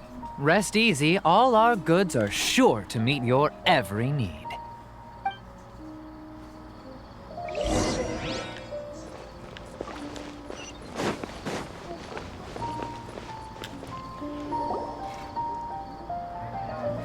Excuse me. This should be our final stop. Sitaria's always thinking of this restaurant when she's working at the academia, so she always comes by whenever she's out in the city. Nahida, you've really thought of everything. It's my duty to protect Sumeru's citizens, after all. Hi there. I feel like I've seen you down by the docks before. Huh? Sorry, I don't quite remember. If I recall, you were having a discussion with someone about shipbuilding at the time. Ah, that's right! I've always been really interested in feats of marine engineering. After all, I grew up in Liyue Harbor and spent my entire childhood staring at the ships going in and out of the port. I came to Sumeru to study, but failed to make it into the academia due to my lack of talent. But I'm still discussing all kinds of problems with different scholars, and I'm continuing to study and perform research from the restaurant's basement. I'm sure I'll get to the academia after their next round of exams. What an admirable spirit for learning. Amazing! Sure, but you'll find hardworking people wherever you go.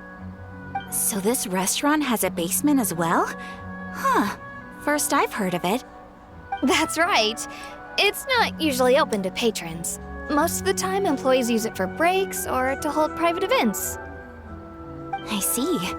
Guess that makes sense. Well, good luck with your studies, Miss Chishan. Thank you so much. As long as I can make it into the academia as an official student, I'll be happy.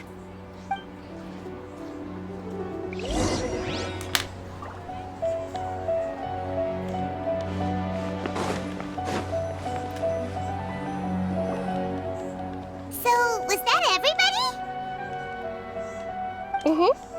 3 familiar faces should be enough for Sitaria. What's the point of all the information we've collected? Nahida, you still haven't told us how you're planning to make Sitaria face her problems.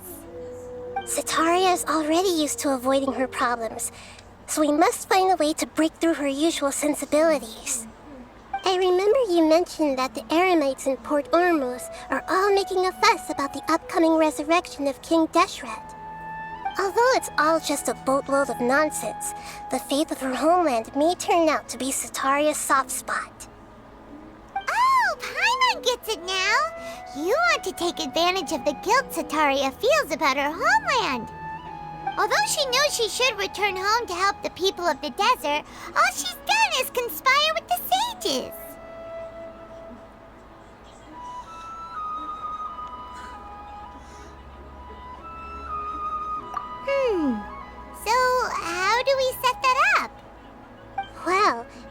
Deshret is long gone, and Sitaria is also too smart to fall for any simple tricks.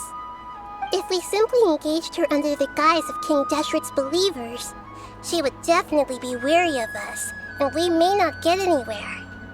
But if we were to borrow some of her close acquaintances to talk with her, her reaction would probably be very different.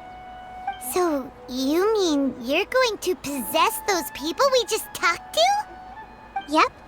Possess them through the Akasha.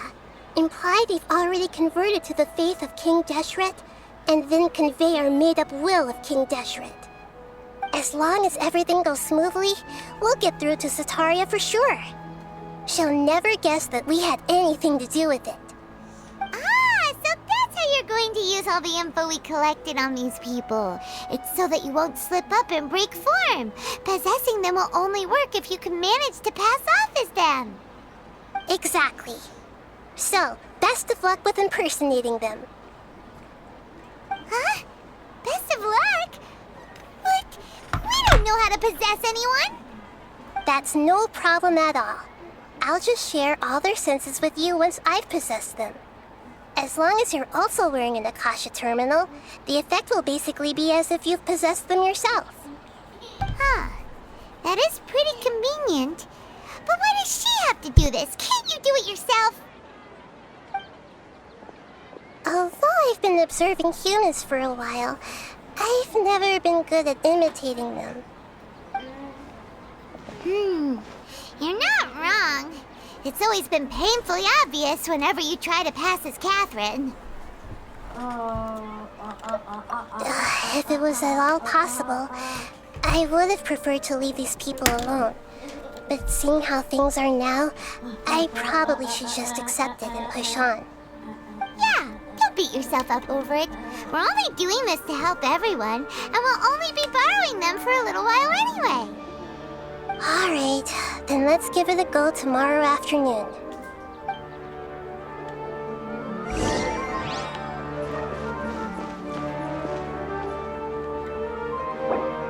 Wait. 12.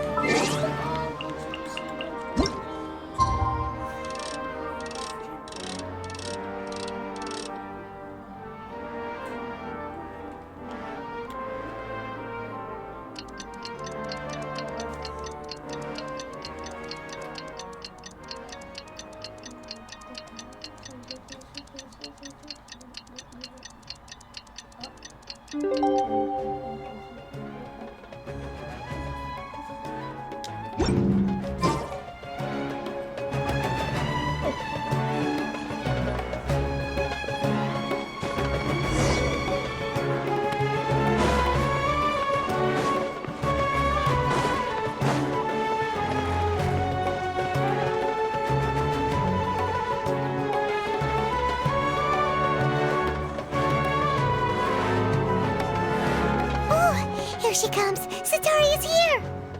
Let's quietly follow her. Once she starts talking to her acquaintances, we'll find a safe spot to begin possessing them. As for how we'll sway her to our side, I'll leave that to you. I trust you'll know what to say. No. I'm starting to feel kind of nervous. Okay, let's go. Looks like they've already started talking. Let's find a hiding spot and get started. I mean, aren't we already hiding?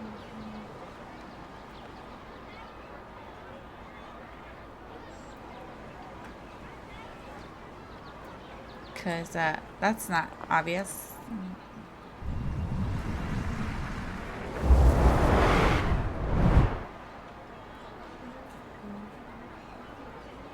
That's right. You really can't force anything when it comes to love. And besides, everyone around me has a very different background and outlook. Are you still listening to me, Nabia?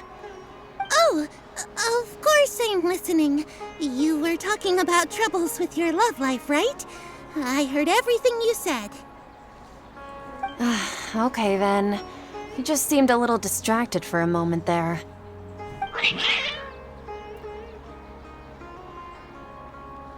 Strange. Your cats seem pretty worked up. Is something wrong? I always thought they were quiet, happy kitties. Oh, what are their names again? Ah, that's right. They are just little darlings, aren't they? Harut and Marut. So, which fortune do you want me to read for you today? You must have come for another echo of the divine voice of wisdom. I'd like to get another reading on my love prospects, but to be perfectly honest with you, I feel like I've been a real mess recently. A mess? Well, could you do a reading on how long it'll take me to finish my current project at work? I really just want to get it over with. I hear you. No problem at all. The gods will reveal the truth.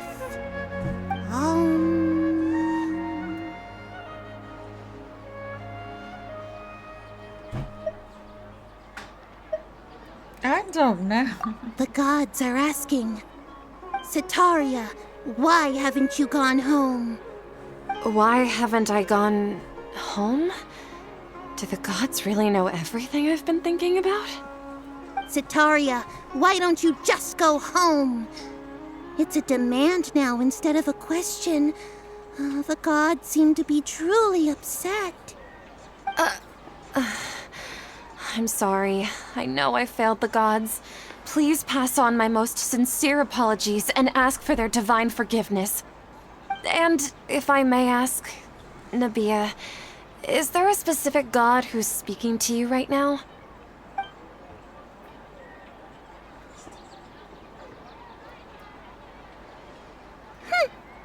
What an inconsiderate and naive question. The god who is speaking to me is, of course, the wisest and mightiest of all, King Deshret. King Deshret? No wonder he would make such demand of me. Wait a second. King Deshret passed away a long time ago. Even though news of King Deshret's resurrection has been spreading like wildfire, it's all just a misinformation campaign from the academia. How can King Deshret still exist in real life? What insolence! I am King Deshret's most loyal believer. Do you wish to refute his voice of wisdom? Oh, no. As a child of the desert, I am only reveling in his power upon learning that his divine glory has touched even this city. I will think very carefully about his demand of me. I'm sorry. I must go now. Wait!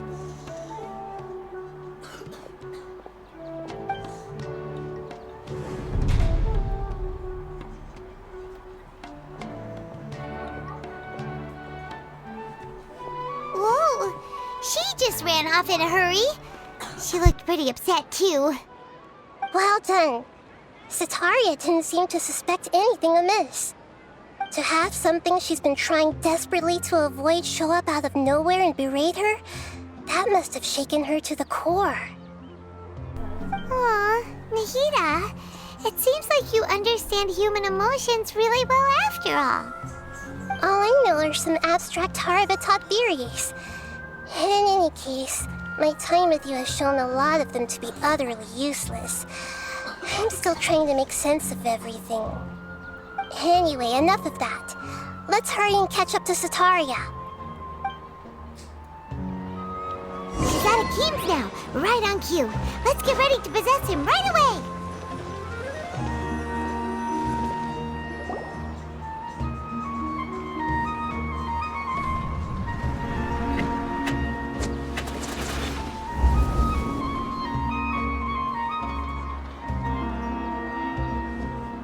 It's okay.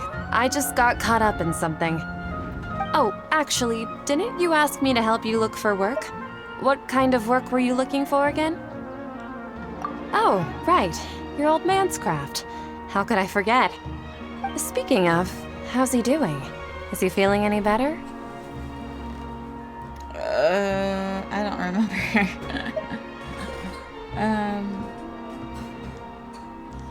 Huh? Wasn't he nursing a leg injury? If I recall correctly, his strong arms had always been his pride and joy. He sprained his arm a while back while trying to show off his strength. I thought you'd heard. Actually, while we're talking about him, is he still living in Port Ormos? Yeah, he's been retired there for a while. If you could find the time, please write him a letter. Let him know that recently, faith in King Deshret has taken root in Port Ormos and has begun to spread across Sumeru. He has a quick temper and has always been a devout follower of the Dendro Archon. I don't want him to get into a fight with those King Deshret believers because of a difference in beliefs. Oh? So, who are you siding with in all of this? The Academia or King Deshret? I'm so jealous of you. You were born a child of the desert, yet you chose to betray King Deshret, and now you spend all your time with those crooks from the Academia. Akeem, you don't mean you've also become a believer of King Deshret? What's so strange about becoming a believer of the wise King Deshret? In fact, aren't you the strange one? The one who still can't pick a side? Can't pick a side? Me? Whoa! Paimon had no idea you'd be so good at this! You really zeroed in on the issue and put it right in front of her.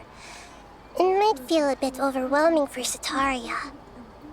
But once everything is over, I'll be sure to pay her a visit to her mind and explain everything. Anyway, let's keep going.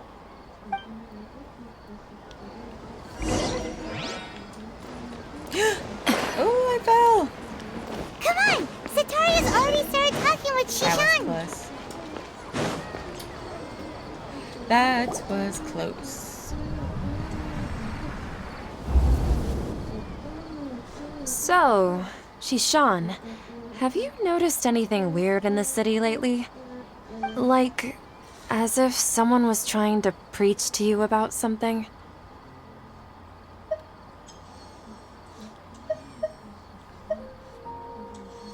I don't remember. Oh, right. Speaking of strange things, I celebrated the Sub-Zerus festival so many times that I lost count. That was really weird. Wait, how could you be aware of that? That should be impossible. Nothing in the report indicated anything like that. Are you still failing to realize that the Academia's lowly tricks could never deceive all of Sumeru's citizens? Shishan, don't tell me that you've converted to King Deshret as well! What an absurd question. You make it sound like I should be ashamed for becoming a believer of King Deshret.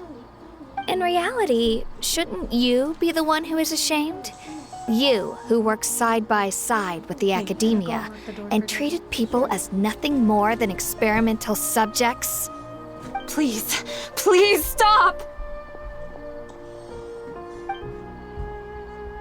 Even now, Sataria's still trying to run from her problems. She can no longer justify everything to herself. Hey, she's trying to talk to the guards! What should we do? This is the most important part of all. Quick, get ready.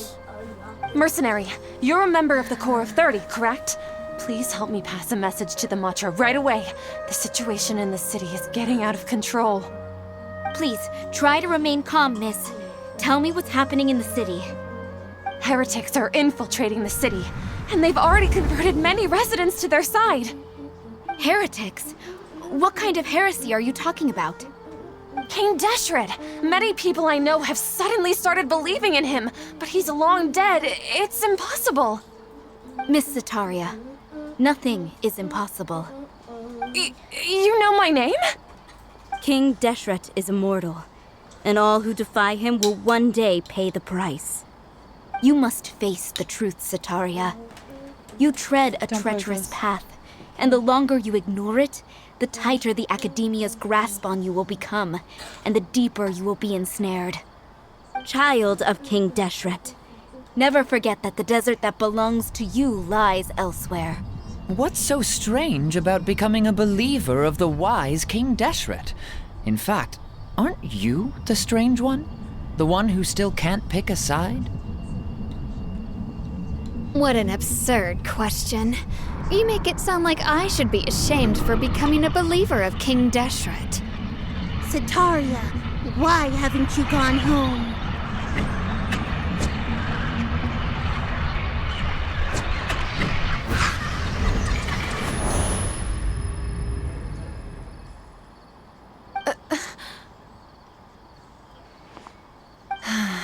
It seems that no matter where I run, I only keep finding more believers of King Deshret. I have to say, this is a familiar feeling. I've also been running from my guilt this whole time.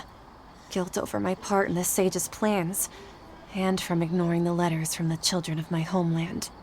But no matter how much I may try to ignore or get rid of it, my guilt always comes back. You won't necessarily lose your research opportunities by facing the truth.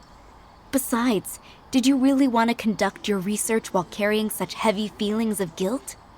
How do you know me so well? Are you truly just a believer of King Deshret? Or are you the god himself? That's not important. The important thing is to pass judgment on the academia and its sages, and to correct their mistakes. If you could provide some assistance in this matter, perhaps it could serve as a form of atonement. I've actually never believed in the gods, but I've always believed in serendipity. Your appearance must be a fated opportunity for me to get out of this wretched situation. Please tell me, what can I do for you? How much do you know about the sage's current activities? I was just one of the designers for the massed dream harvest scheme, which is what happened around the Sub-Zeru's festival. But I know very little about the full scope of the overall project.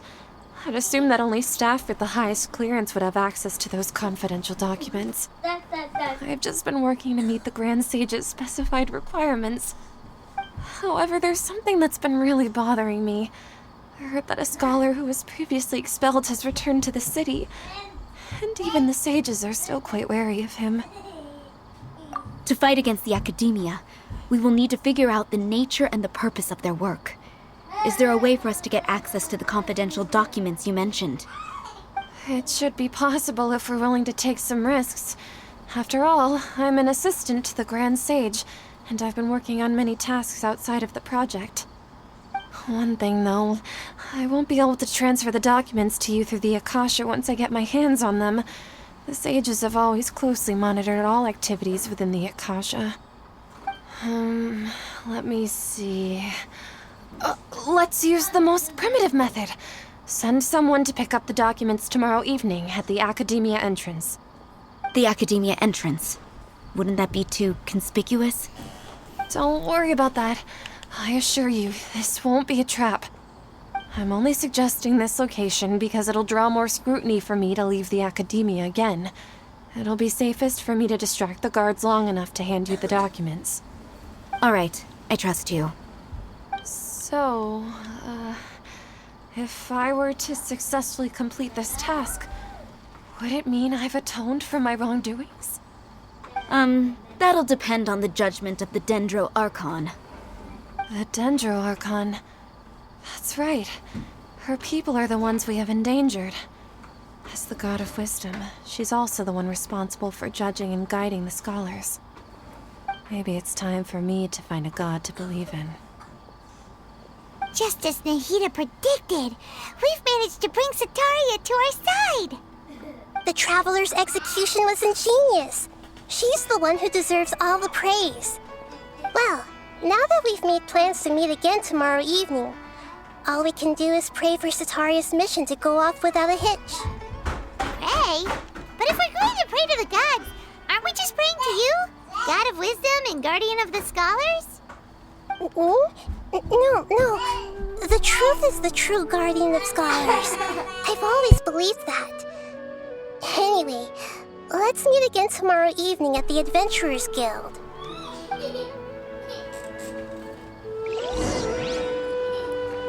And we gotta wait again. Ooh, excuse me.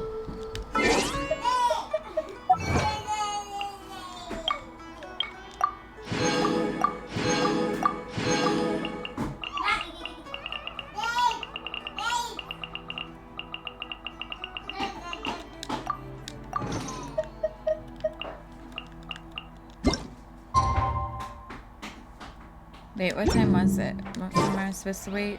If you ever want to trade tactics, 24. I'm always ready. Following night.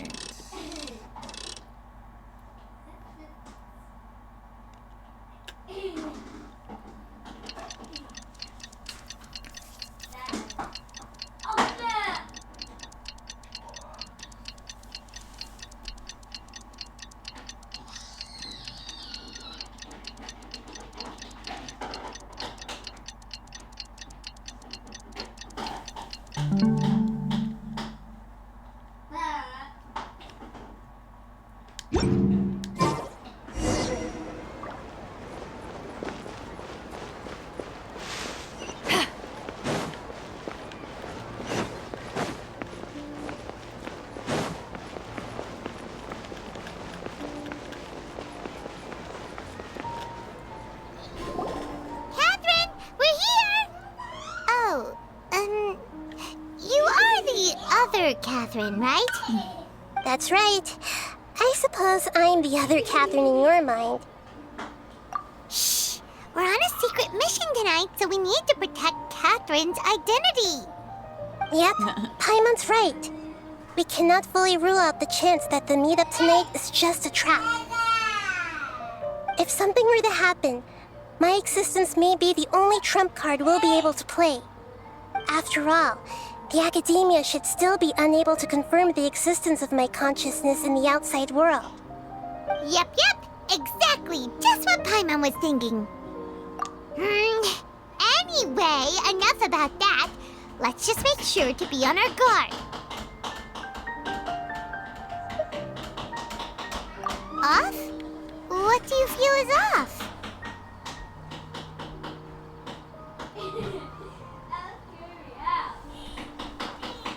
It's the middle of the night. Of course it's quiet. You're not getting paranoid, are you? No, I think she's right.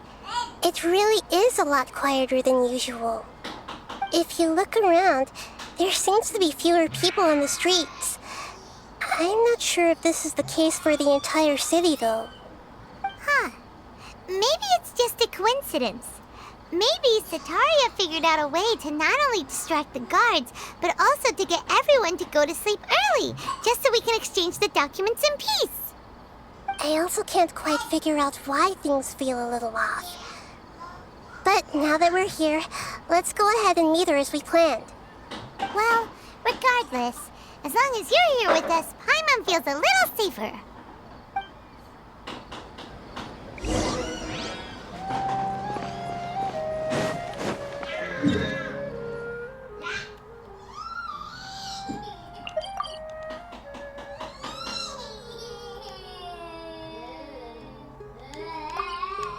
Oh, I can't teleport.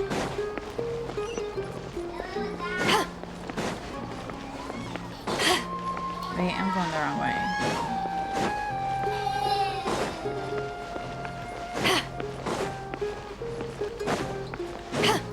Huh. There really aren't many people out right now. Let's hope it'll be this quiet in front of the Academia, and that Sataria managed to distract all the guards.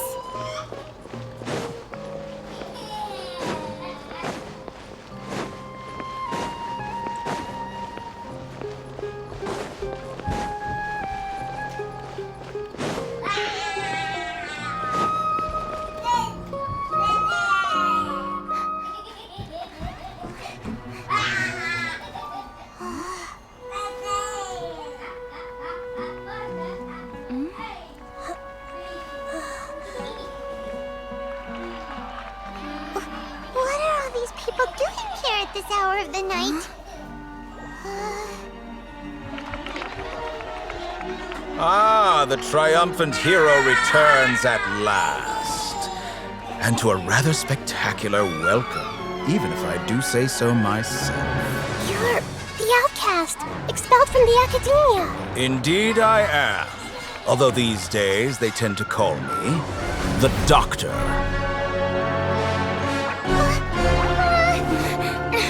If you're looking for your researcher friend, she has already been taken into confinement. With some basic caution, she could have discovered the listening device on her person. Clearly, she lacks the degree of rigor expected of a true scholar.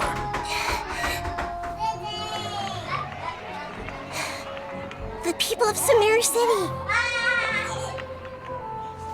What have you done to them? I simply made some minor adjustments to their Akasha terminals. Now they can deposit information directly into the subconscious. As you can see, all these lovely people now believe this traveler is a hero who has just saved the world. My experiment is a success. And now it seems they can no longer hold back their sheer adoration. No, what should we do? These are all just regular people. Leave now. You need to get out of here. What? That guy's a Fatui Harbinger! We can't just leave you here! Nor can I abandon the people of Sumeru!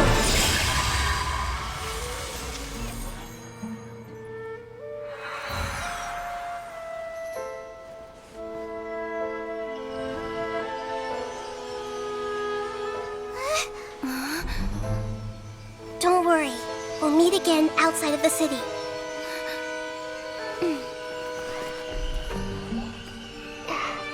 I see. You appear to have overridden their mental faculties with your own consciousness.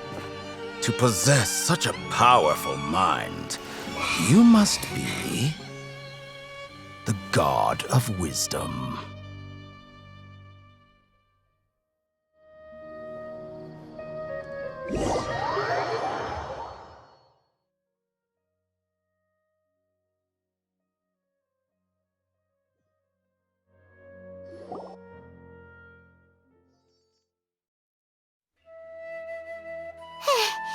This should be far enough. Whew. Paimon needs to catch her breath first. Is Nahida going to be okay? We only made it out because of her.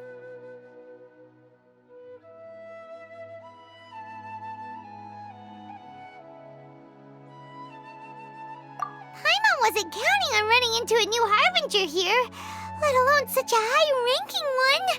That guy was number 2. So scary. Totally missed a little bit. I'll have to go back in. He called himself the Doctor. Remember, Tainari told us about him. Sataria did say that someone who once got expelled from the academia came back recently. And that even the sages are wary of him. Yep. Sounds like she must have been talking about the Doctor.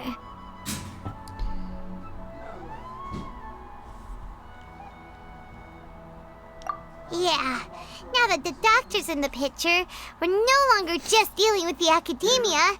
They're in cahoots with the Fatui. But what are the Fatui after this time? Another Gnosis? Yeah, things would be a lot easier with Nahida's help. Nahida said we'll meet again outside of the city. But we can't just keep waiting around, right?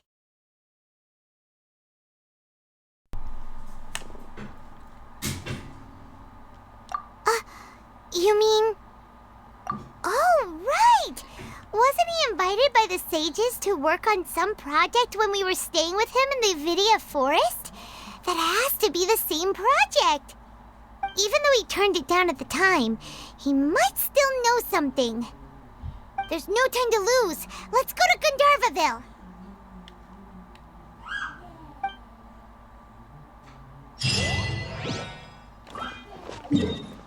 Oh, wait, there's a thing here.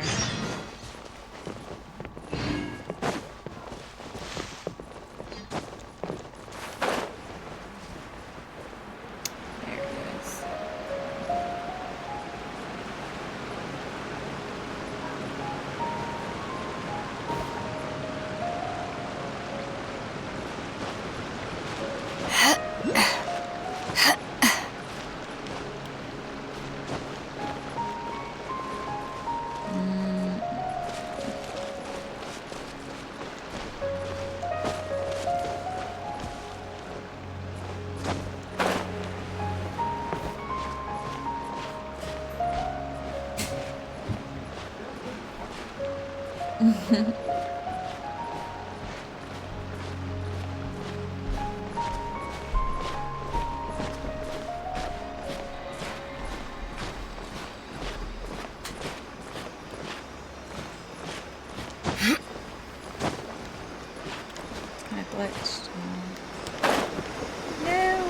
get it.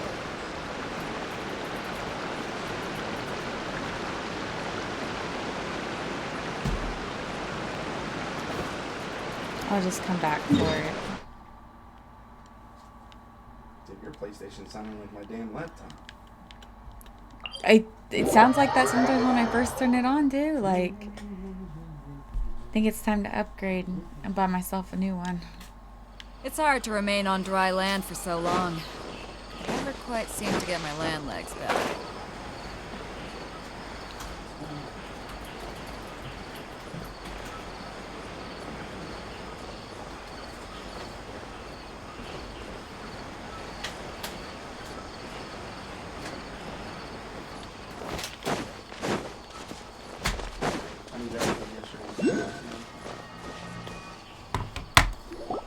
Hold it right there.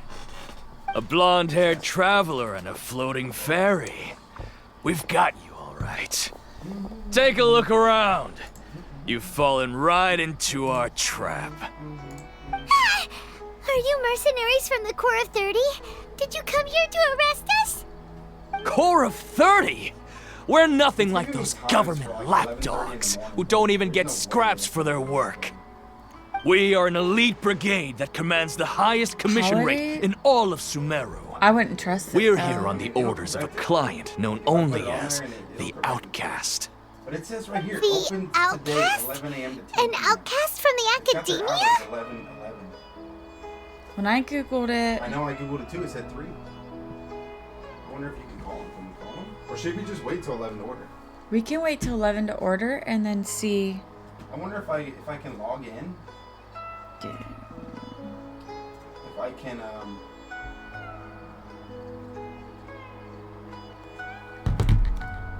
But why wouldn't the doctor just send the Fatui after us?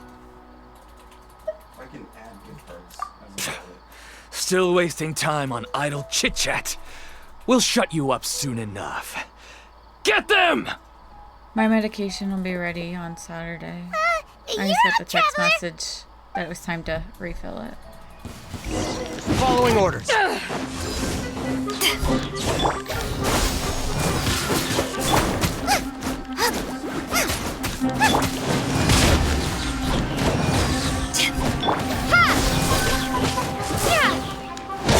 that! Eat this! Need to ashes!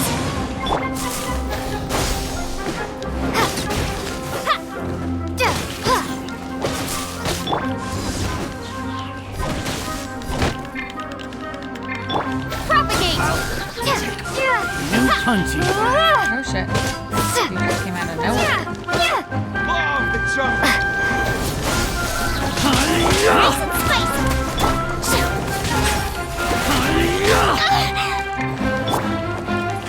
Scatter! Spring forth!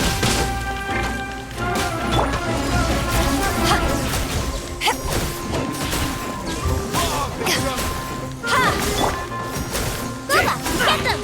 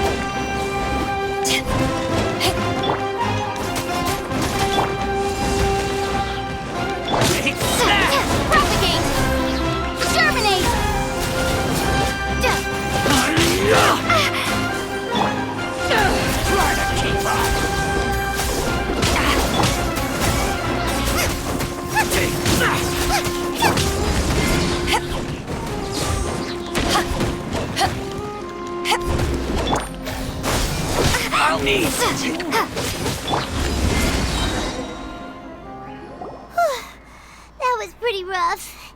Is that what elite mercenaries are like? Yeah, looks like we'll have to keep our guards up. But this doctor guy seems like a pretty tough opponent. He knew exactly where to set up an ambush. Did he predict that we would try to find Tainari? Going up against smart people is tough. Anyway, let's keep going.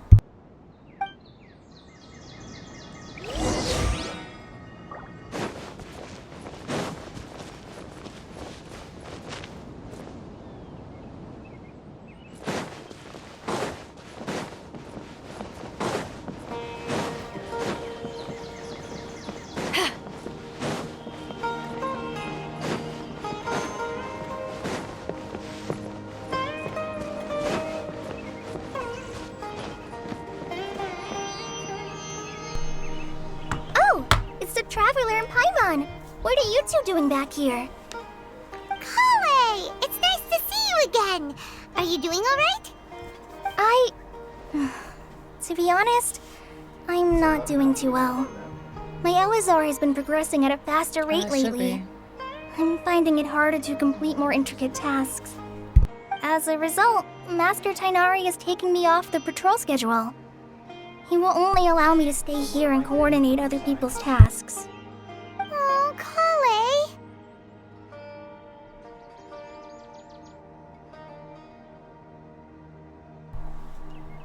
Unless she wants the fries. I was thinking fries for baby. Oh, we could give the fries to baby. And I'm just gonna get, corn maybe for Brie? Go! Corn?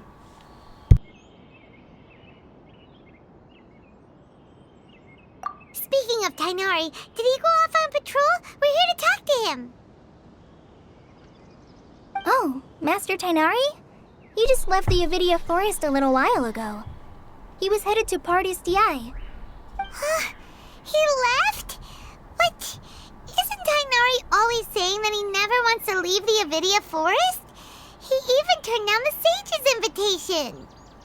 I thought it was weird too. Master Tainari always prioritizes his work as a forest watcher above everything. He almost never leaves his post. He left in a hurry this time, though. No, I only found out that he left through a message he left behind. He also made sure to delegate all his tasks using a schedule. To leave in such a hurry? I'd guess he had something urgent to take care of. Master Tainari originally studied in the Amorta Darshan of the Academia, and Partis DI is something like the Amorta's research base. Many rare shrubs and grasses have been planted there for research.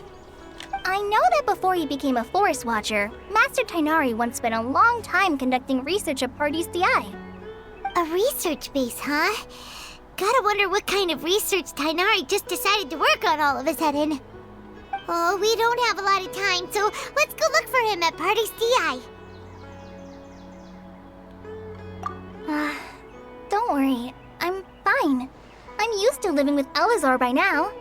If you run into Master Tainari, please send him my regards. Got it. Will do. See you later, Kale.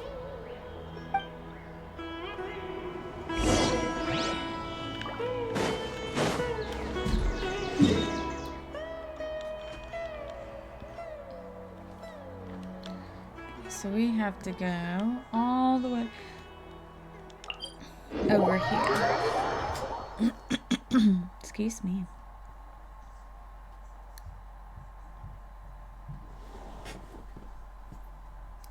Hello. What up? Oh, we're gonna have to do like 11 ounces for that. Okay. That's all it is, because they're already $21. Oof.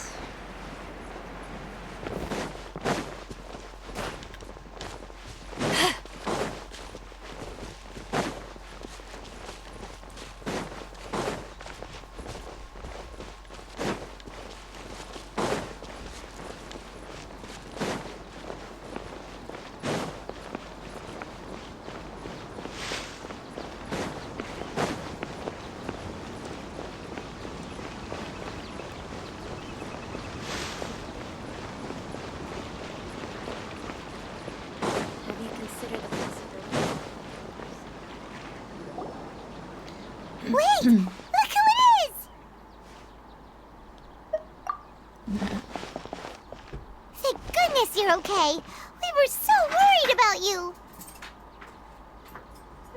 Hey, this was supposed to be a touching reunion, but you're ruining the moment. Actually, it's very smart of the traveler to be wary of me right now. After all, the doctor has shown that his technology can apparently even control human minds. Plus, it's not like you could have known what happened after we split up and I was facing the doctor by myself. Even a pool of stagnant water after a torrential storm can occasionally pass as a patch of sky.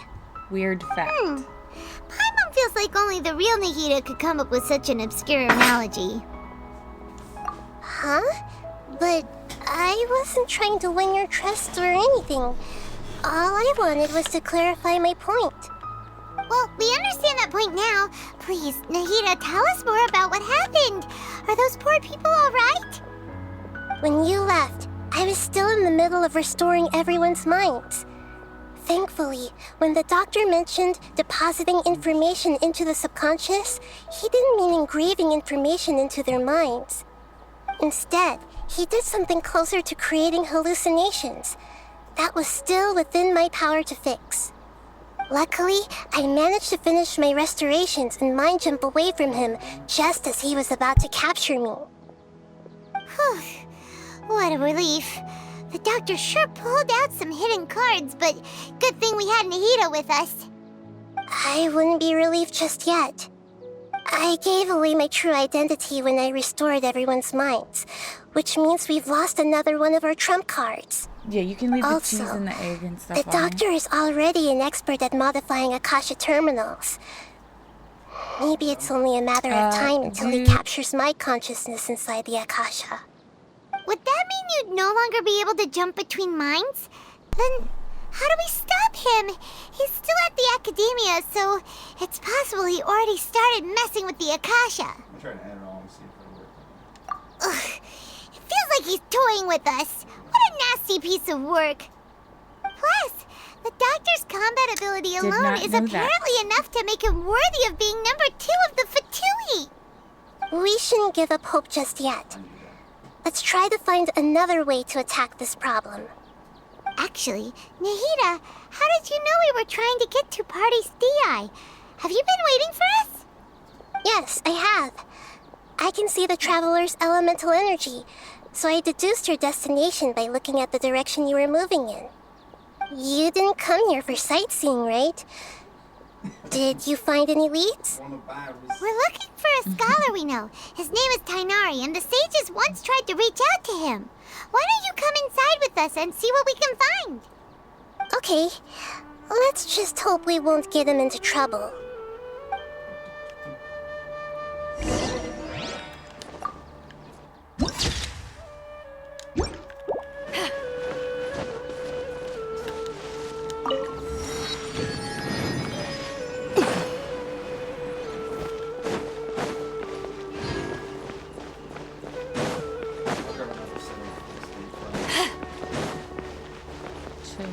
Oh, you don't want anything else? I mean, two socks,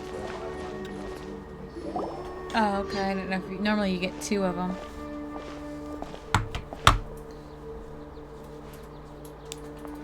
Traveler? It is you! Ah, it's Hypatia! Ah, what a pleasant surprise! It's so nice to see the 2 of you again. Who's this? She's a scholar we met in the Avidia Forest. When we last saw each other, she was still training in the... what's it called? Satyavada life? Oh, I see. That's right, we're old friends. You've come at just the right time. Ever since I've come here, hardly anyone has even talked to me. Hypatia, you're way too excited about this. Actually, for you to leave the Avidia Forest means... you're not in training anymore? Wait, no. Did you already finish your training and reach Pariporna Life? I still have like 15 bucks. What do you think? My consciousness has already managed to make contact with the divine. You did it! Congratulations! Or get you guys more rolls? so exhilarating to share this Oh, sublime that's joy with others those at are the long problems with last. that. When my consciousness made contact with the gods. Ah, what a supreme and unparalleled experience that was. Maybe like an appetizer for you and me? That sounds How much is it? incredible!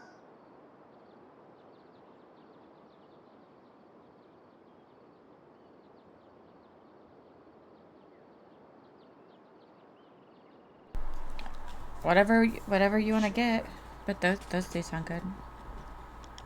Oh, all right. Actually, please wait. I haven't forgotten my promise to you. Remember? I promised to help you understand what you saw from Irminsul once I gained deeper insights. It is letting me add the... My current self has not only gained true insight, but I can even help you Okay, establish a good. direct connection to the consciousness of the divine. I guess I can go get it if it's at 12:30.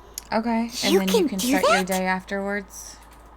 Yeah, and it'll be early enough. I've never heard of anything like that, but Right. if you want to give it a try, I'll do my best to protect your consciousness during the All up process. early. Hold on. I brought some spirit board ale with me. This is still a crucial part of the ceremony. We're using that incense again? An Olive Garden could. All right now. Hold my hand. I'll help you establish a pathway to connect your consciousness. Okay, Ready?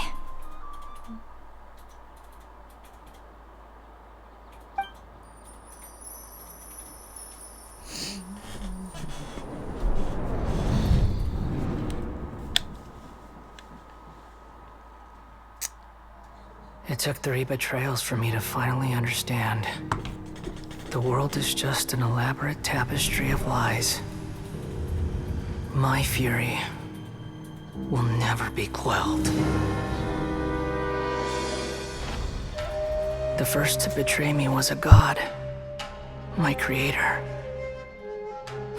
My mother. Valuing strength above all. Right on it. She with a saw donut no marker. worth in me and I was discarded. The second was a human. My family. My friend. Consumed by fear, he saw me as an abomination. The third was one exactly like me. A hope for the future. A fledgling barely out of the nest. Sometimes it takes a lot to focus on like all the video parts. Powerless before his mortality, he broke his promise to me. Humans, they can't be trusted. And the gods fill me with pure loathing. So I said good riddance. I denounce the world and laugh in its face. My chest will never again be defiled by worldly filth. I will scrub away every last trace of human emotion. Then it will be empty, a blank slate, and ready to receive a supreme gnosis, brimming with pure divinity.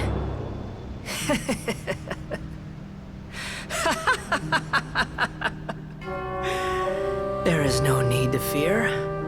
The pain will be brief. Your era is coming to an end.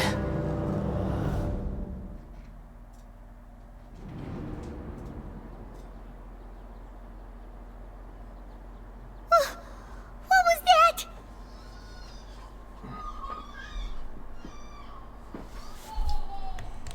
Did we actually just see the Balladier's memories? Everything matches what we know about him. But how is he connected to the divine consciousness that Hypatia was talking about? You saw it, right? You felt it, right?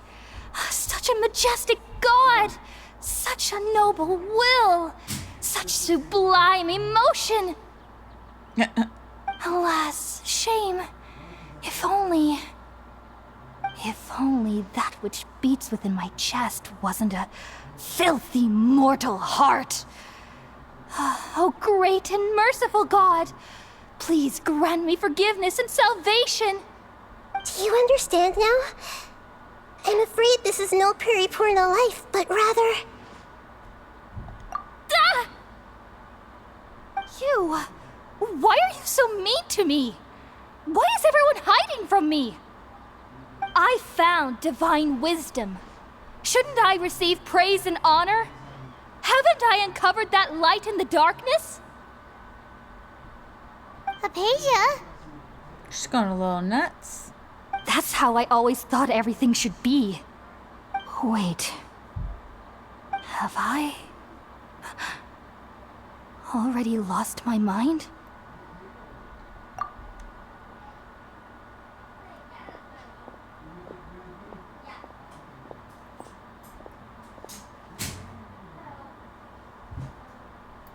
Wait, something isn't right.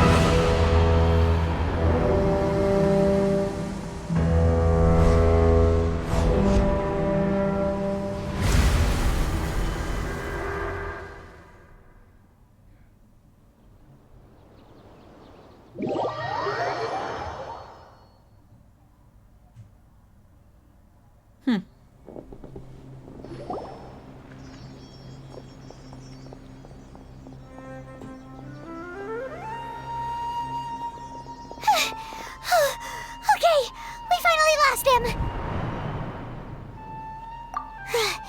Are you okay, Nahida? Wait, no. Something feels different. You're back! Oh, the Traveler's back? Nahida was controlling your body for a while. It seemed like she jumped over to you as an emergency measure right before the Catherine puppet was destroyed. After that, Tainari heard the commotion and came over. He helped us defeat the mercenaries and then he ran with us all the way here.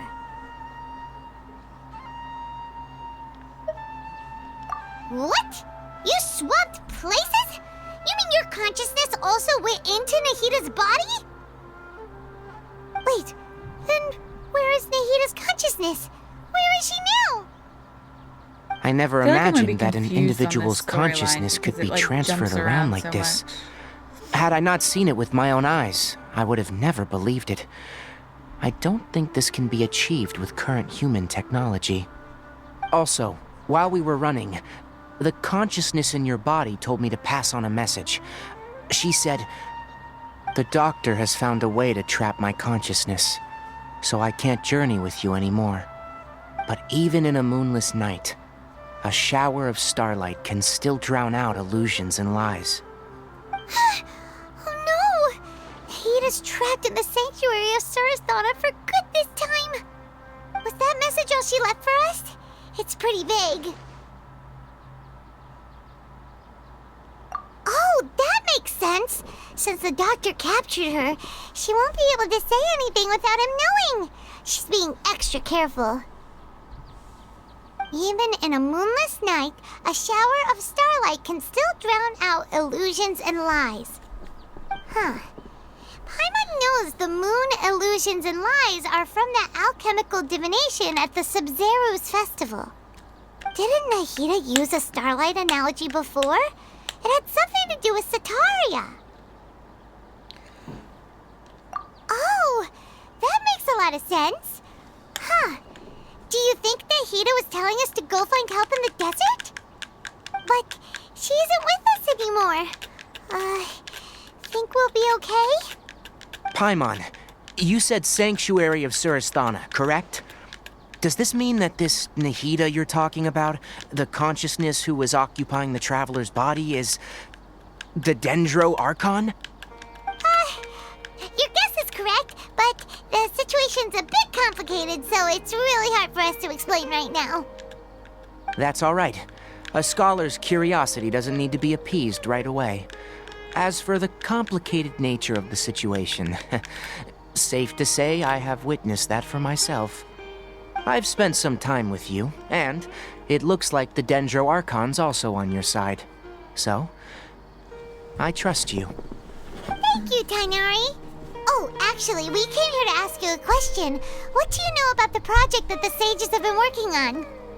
Ah, that. While I was indeed invited to join that project, the sages were always secretive about its scope and goals, so I eventually declined. All I know is that the project has something to do with the restoration of Irminsul. Huh? Did you see something when you were in Nahida's body? What? Do you have any evidence?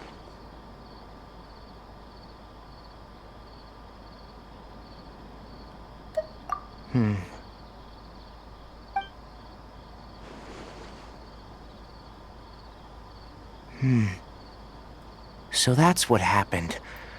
That explains why Hypatia's symptoms were different from those of the other scholars who went mad. It's because she made contact with the consciousness of a new god who is still in the process of being born. Tainari, did you leave the Avidia Forest because of Hypatia? I did. I noticed Hypatia's mental anomalies, but since her symptoms were rather atypical, I secretly took her to Pardis Di and began searching for a way to return her to her normal self.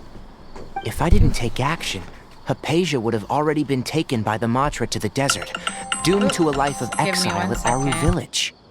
Now that you mention it, I knew the Academia has never thought particularly highly of Lesser Lord Kusanali, but I still didn't expect them to do something as arrogant as creating a new god. Looks like I made the right decision by not accepting their invitation.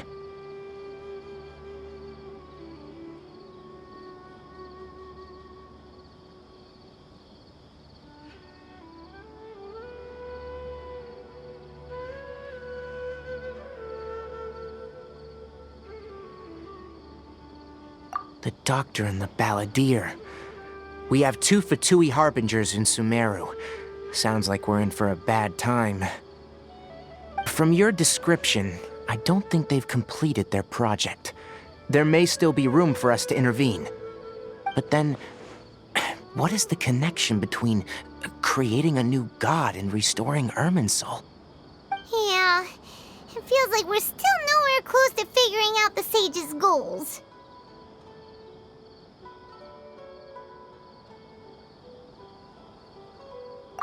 Right. We've pretty much gone over everything we need to know, so we should head out. How about you, Tainari? What are you going to do? I'll stay here for now. I still want to try a few more things to help Hypatia. If you're planning to go into the desert, start by heading for Caravan Ribat. That'll be your fastest route. Come find me here if there's anything else I can do to help. May the spirit of wisdom go with you. Thanks, Tainari. Hopefully Hypatia will feel better soon. We're off then.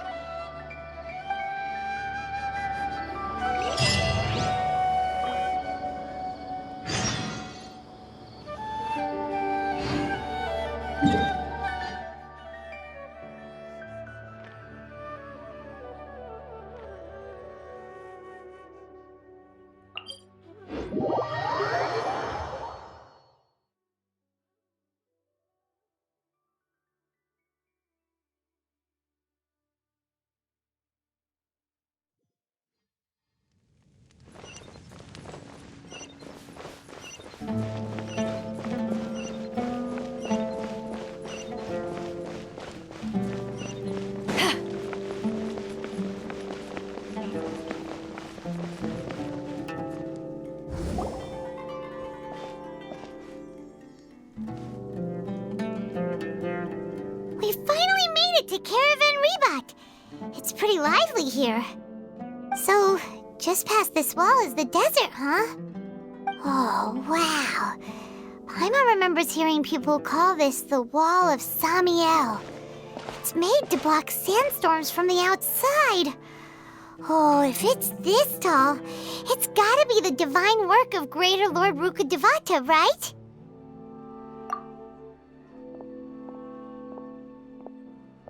Enough gawking. Come on, follow me. Huh? Over here.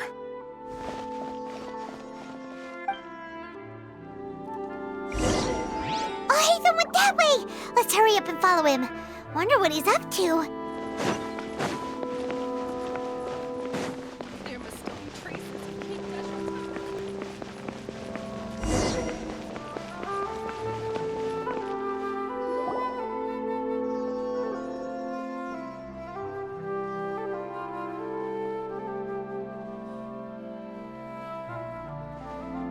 What the?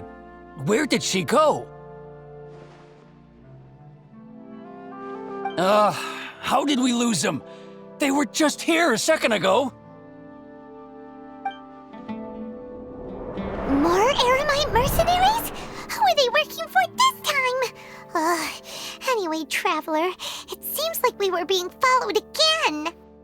You were too careless. You should have noticed those hopeless amateurs trailing you a long time ago.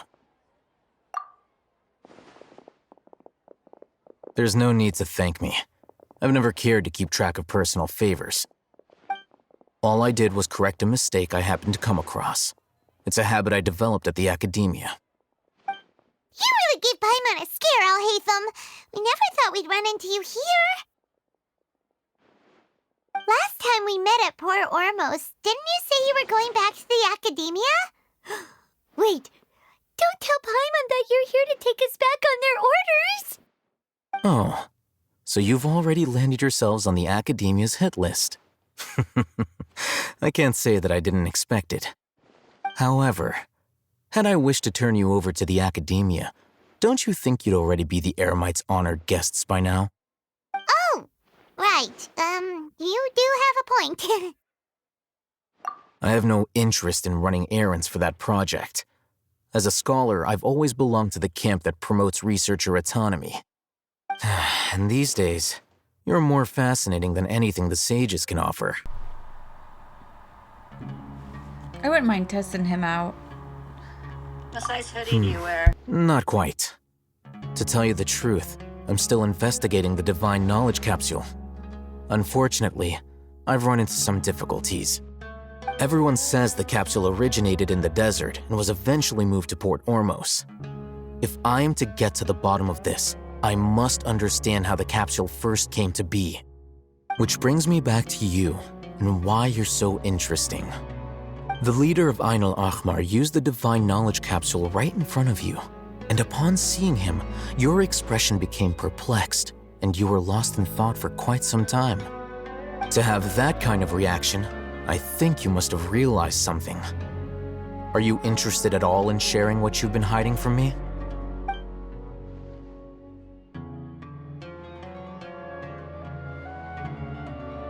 Alhaitham, you really have a ridiculous eye for detail. What kind of person even notices or remembers stuff like that? So that's your answer. Well, I do work for the academia after all. So considering that, it is indeed wise to keep your cards close to your chest. But that does prove you do have some undisclosed information about the divine knowledge capsule. Am I right? No matter. Rather than simply learning the answers from you, I'd still prefer to investigate on my own. Speaking of, you two are also headed to the desert? That's right! We have the same plan as you! But we don't really have any concrete goals at the moment. Then I'd suggest starting with Aru Village. It's the largest settlement in the desert, so it'll probably have more resources and intel than anywhere else. Well, would you like to head there together? It's always better to travel with someone you know. Let's go!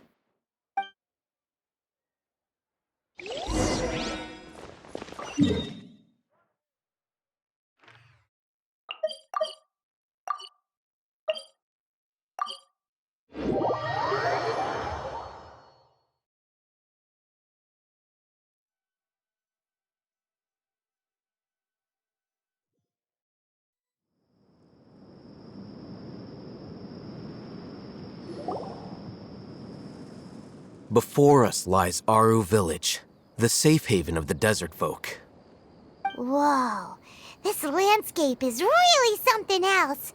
What a cool place! Let's go check it out!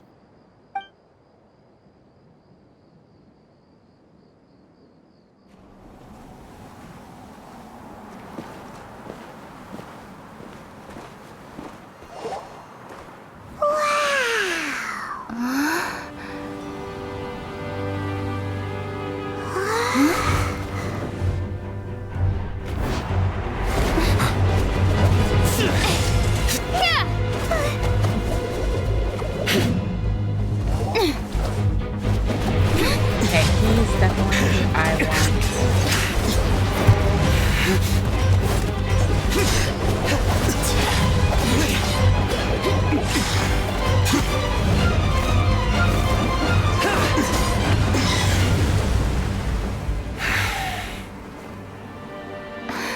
Sign.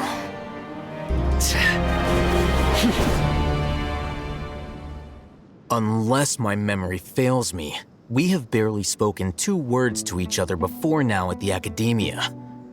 Would you care to enlighten me as to when and how I invited the General Mahamatra's wrath? He's been the one I've been trying to get. Do not think you can escape my judgment, just because you managed to escape my attack. Judgment? So that's how you'd characterize your actions here, is it? Or would elimination perhaps be a more accurate description? Had I used my full strength, not even this traveler would have been able to stop me. Though styled like an assassination, I sought only to ensure that my target would be unable to flee or resist. Standard practice for the Matra, as well you know. Seemed to me more like your own personal touch. Who is that, Alhaitham? Did you call him General Mahamatra? Yes. General Mahamatra Sino, head of all the Matra at the Academia. He's a formidable hunter, and the ultimate nightmare for any who have committed academic crimes. You seem to have placed a lot of trust in Alhaitham, to the point of blocking an attack for him. If I were you, I'd never choose to side with him. I wouldn't believe a single word that comes out of his mouth. I have been pursuing this scribe for a long time. I urge you, stand back and do not seek to defend him any longer. Otherwise, there will be consequences.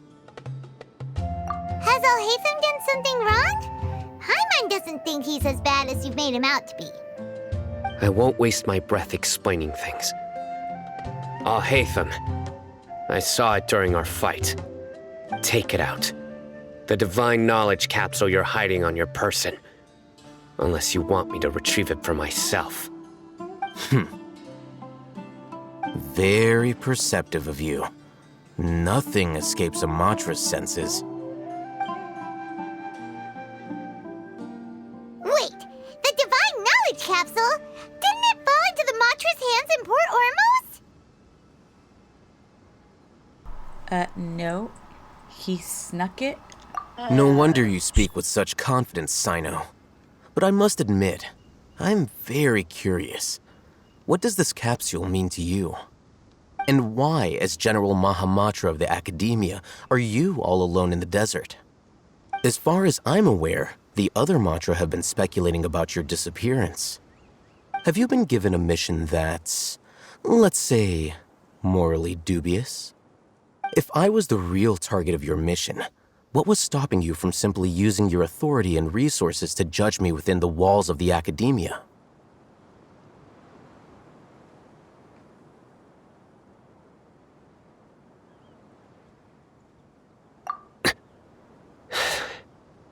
I should have known you'd be difficult to deal with.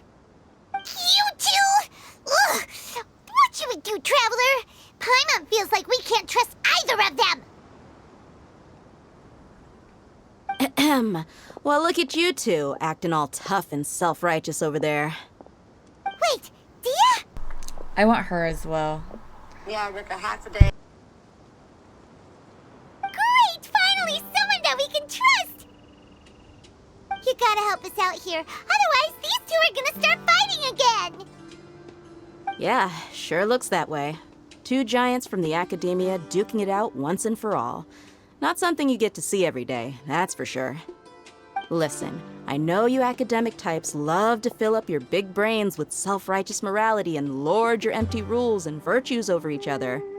But how dare you bring your petty disputes into the safe haven of Aru Village? It seems like someone's gonna have to beat some sense into your thick skulls until you finally learn to respect these grounds.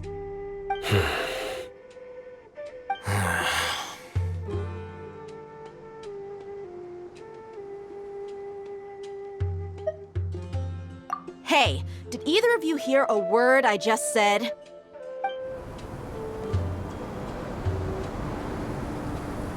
Whoa, what's going on? The wind's so strong! Is this a sandstorm? Paimon's gonna get blown away! Another sandstorm? What's up with these recently? Hey! All of you, over here, quickly! We have to take cover! Someone's calling for us! Oh, this wind is too strong! Let's get over there! That sounded like Candace. Come on, you two. Jeez, are all of you academia folks such hard work? Move it! All right, stop yelling.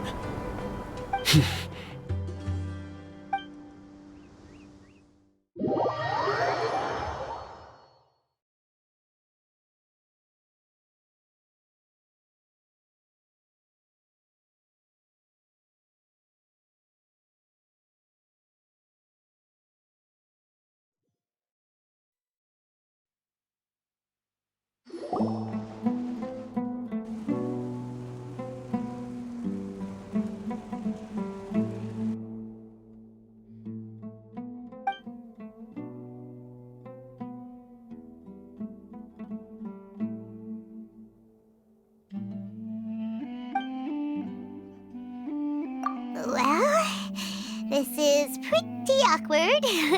Hey, wanna play sardines with three people who wanna tear each other limb from limb?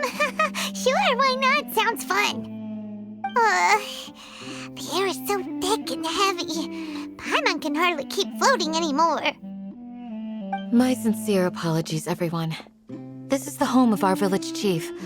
I will have to ask you to make do with this small room until the sandstorm dies down. Please, let me introduce myself. I am Candace, protector of Aru Village. Our savior has come at last! Nice to meet you, Candace. The name's Paimon. Thank you so much for helping us.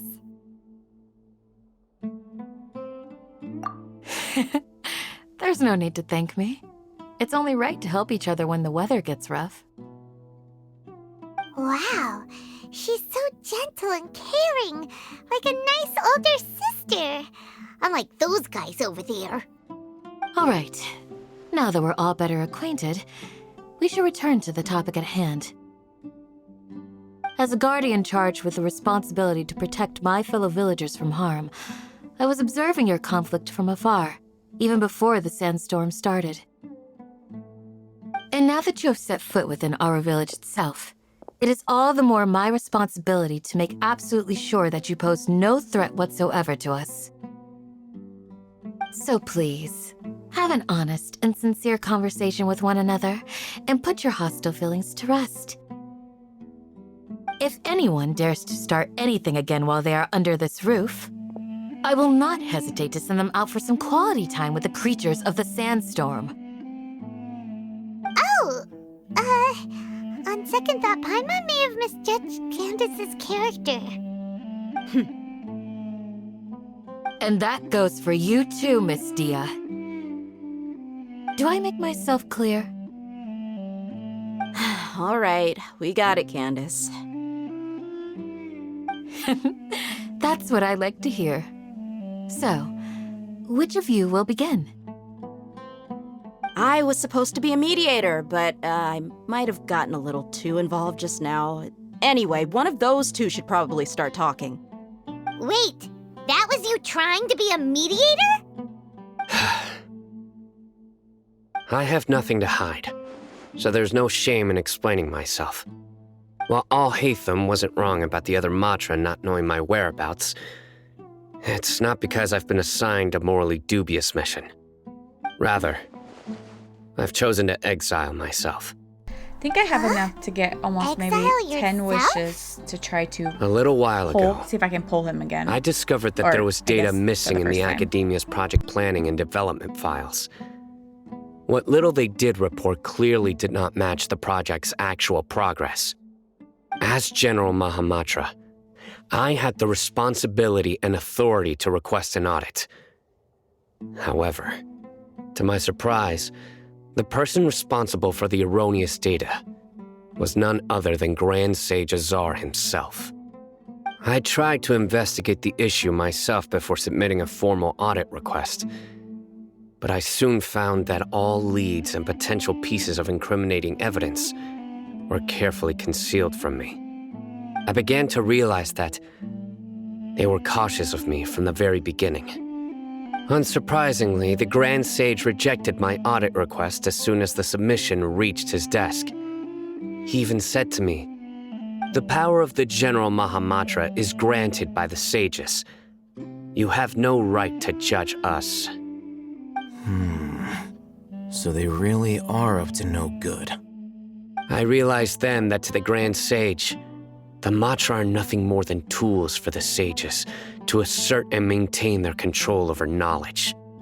The vows that we took, the principles that we strive to uphold, they are meaningless to the academia of today. I believed it would be wise to flee the academia before the sages had a chance to take action against me. This way, they can no longer see nor predict my actions. I will never give up on this investigation. There's no need for someone else to give me power or authority. Once I find the truth, I will administer judgment by my own name. Sino seems to have the same goal as us. We're all investigating the sages. Plus, now that he's no longer the General Mahamatra, he somehow feels a lot less scary.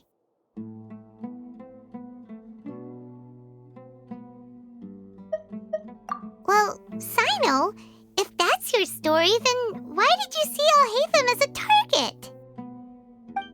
When I was investigating the matter in the academia, I overheard a conversation between Al-Haytham and a sage. The sages asked you to investigate a blonde-haired traveler. Do you dispute this, Al-Haytham? What? Like many parts of the project, this assignment was undocumented.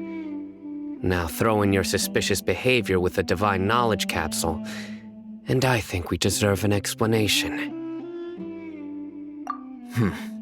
Yes. I was indeed tasked with investigating the Traveler. Al-Haytham!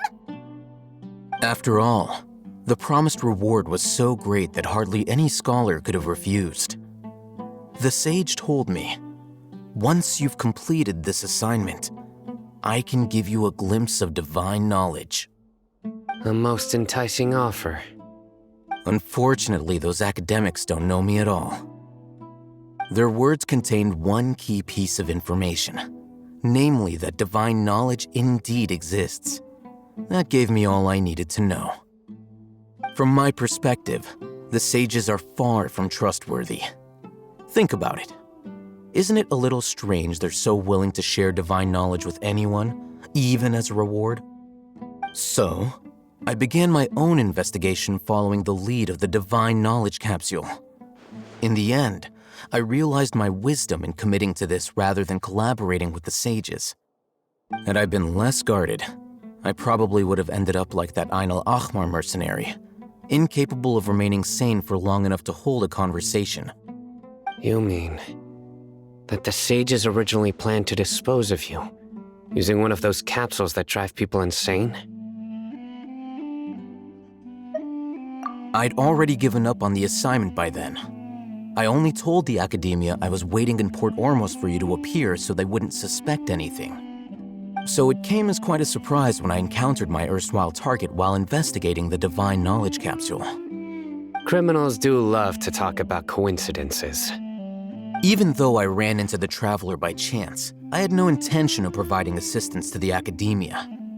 Also, you should remember, you were the ones who decided to follow me and strike up a conversation after I left that tavern.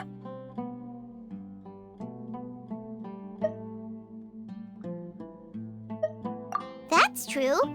Al-Haytham helped us out at Caravan Rebat as well. Maybe he's telling the truth. I'm willing to apologize if that's worth anything to you. I took the Divine Knowledge Capsule behind your back because I judged its existence to be a significant risk. I felt that it would be best for no one to interact with it before it had been properly studied. After all, curiosity often proves to be the most dangerous thing in this land. You should be well aware, Scribe Al-Haytham, that curiosity can also lead you to danger and suspicion. Answer me this. Did the sages share any information about their project with you? Have I not made myself clear? You and I are both distrusted by the Academia. Do you really think they would tell me anything? Fine. Although you haven't completely proven your innocence, I won't regard you as an enemy, for now. As you wish. Good. I'm glad to see you two clearing up your misunderstandings. And now you, Dia. I believe it's your turn.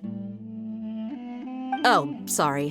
Whatever the boys were talking about must have been so boring that I spaced out. My situation is pretty straightforward. My employer, Dunyarzad of the Homayani family, is friends with the Traveler and is currently recovering from her illness at home. I had nothing going on, so I decided to return to Aru village for a visit. I was actually looking forward to a pretty exciting time getting back together with everyone here. But then I saw these two random guys in the middle of a pointless argument. It ticked me off, and things went downhill from there. Is that all? Well, I will admit that definitely sounds like your style. In that case, welcome back, Dia. That's more like it. I missed you all so much, Candace.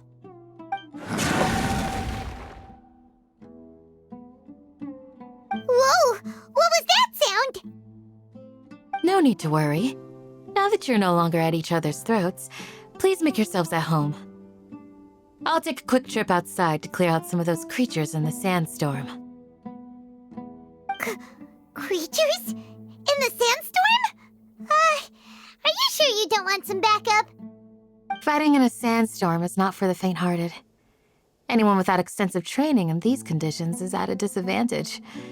You needn't worry. Yeah, just leave him to Candace. Don't worry, she's as tough as they come.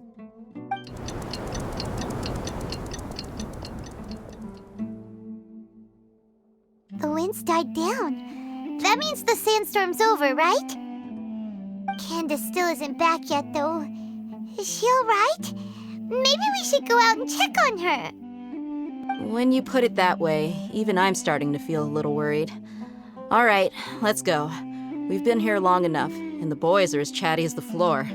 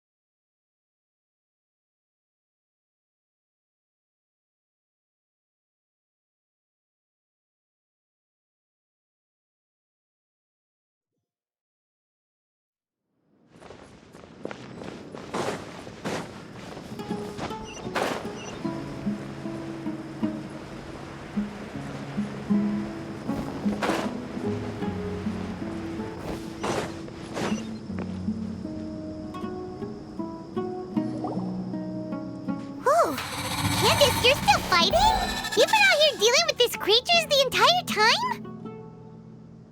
Yes. They just keep coming in waves. I've lost count of how many I've defeated. Before I realized it. Ah! Here comes another wave! Leave this round to us. I got interrupted earlier, but now I have something to take my anger out on. It's been quite a while since I've seen the Flame Mane in action. I'll leave these to you then. I'll be sure to put on a good show. Let's go!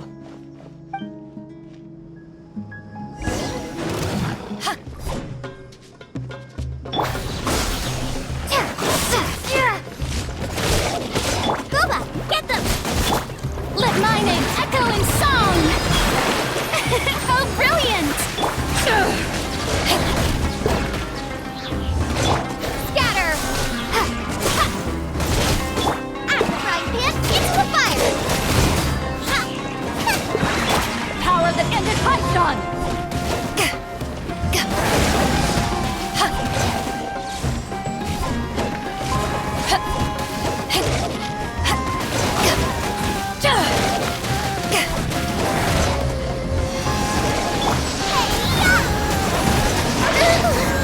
Here comes another wave!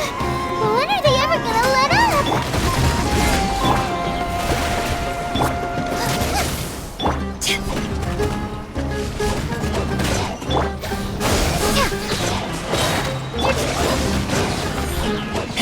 Spring forth!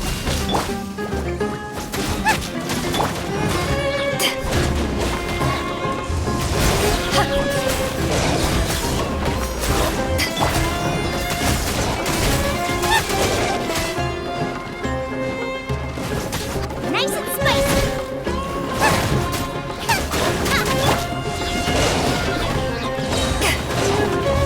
To ashes!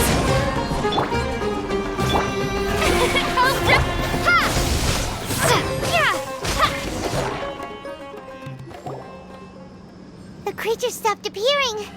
Was that the last of them? What we fought just I now totally was was probably the hoping to try aftermath out of the new sandstorm. characters. So we should be Ew. safe for the time being. Well fought, everyone.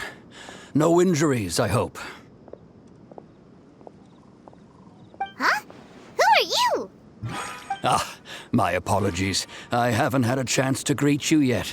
I had my hands full taking care of the village's elderly and children. I am the chief of Aru Village. Everyone usually calls me Uncle Anpu. Sir, I am also originally from the desert, but I have not been back for some time now. May I ask if such sandstorms are common? I can't say they've always been common, but recently the storms have become increasingly severe and frequent. Besides sandstorms, we also occasionally get earthquakes. According to an investigator who stayed in the village a while ago, these unusual natural phenomena are related to the withering of Irminsul. Another effect of Irminsul's withering. So, Irminsul's withering causes withering zones in the forest, and sandstorms and earthquakes here in the desert? Everything in the natural world is inextricably connected to Irminsul. These regional symptoms can indeed be a reflection of Irminsul's present state. Everyone in Aru Village needs to take good care of themselves. Speaking of which, why haven't I seen a single village keeper since I got here? Village keeper? Who are they? Village guards like Candace? Does your curiosity know no bounds? Village Keeper is how Aru Village refers to mad scholars exiled here by the academia. Most of them are scholars who lost their sanity after a period of training in the Avidia forest. The academia believes that their crazed mutterings may have a negative effect on the psyches of other scholars. So, they're forcibly exiled to the desert. Though if you ask me, it's all a boatload of nonsense. Alas, that's exactly what we've been trying to investigate. One by one, the village keepers have been mysteriously disappearing without a trace. But no one in the village has ever seen them leave. If you're planning to stay around the village for the next few days, I'd appreciate it if you could keep an eye out for them. I've had encounters with those people in the past. I'll see what I can do to help. The Matra are the ones responsible for their exile. Now that you're no longer with them, are you trying to alleviate your guilt and atone for your past sins? I'm fascinated by how you think. Mock me if you will, but if you are guilty, I will eliminate you, regardless of my position or identity. Oh, you're the former General Mahamatra. You must be an expert in these kinds of investigations. Thank you for your help. Okay, sorry about that, my mama cold. Is it because you're reminded of Hypatia? Oh, these poor scholars. First they lose their sanity, now this! We need to help get them back home, safe and sound. But, is it really a good idea to tag along with Sino? You seem like you really don't trust him. I'll be grateful for the assistance. No doubt you will do a better job than some of my former subordinates. Let's start by finding a spot to share what we know so far.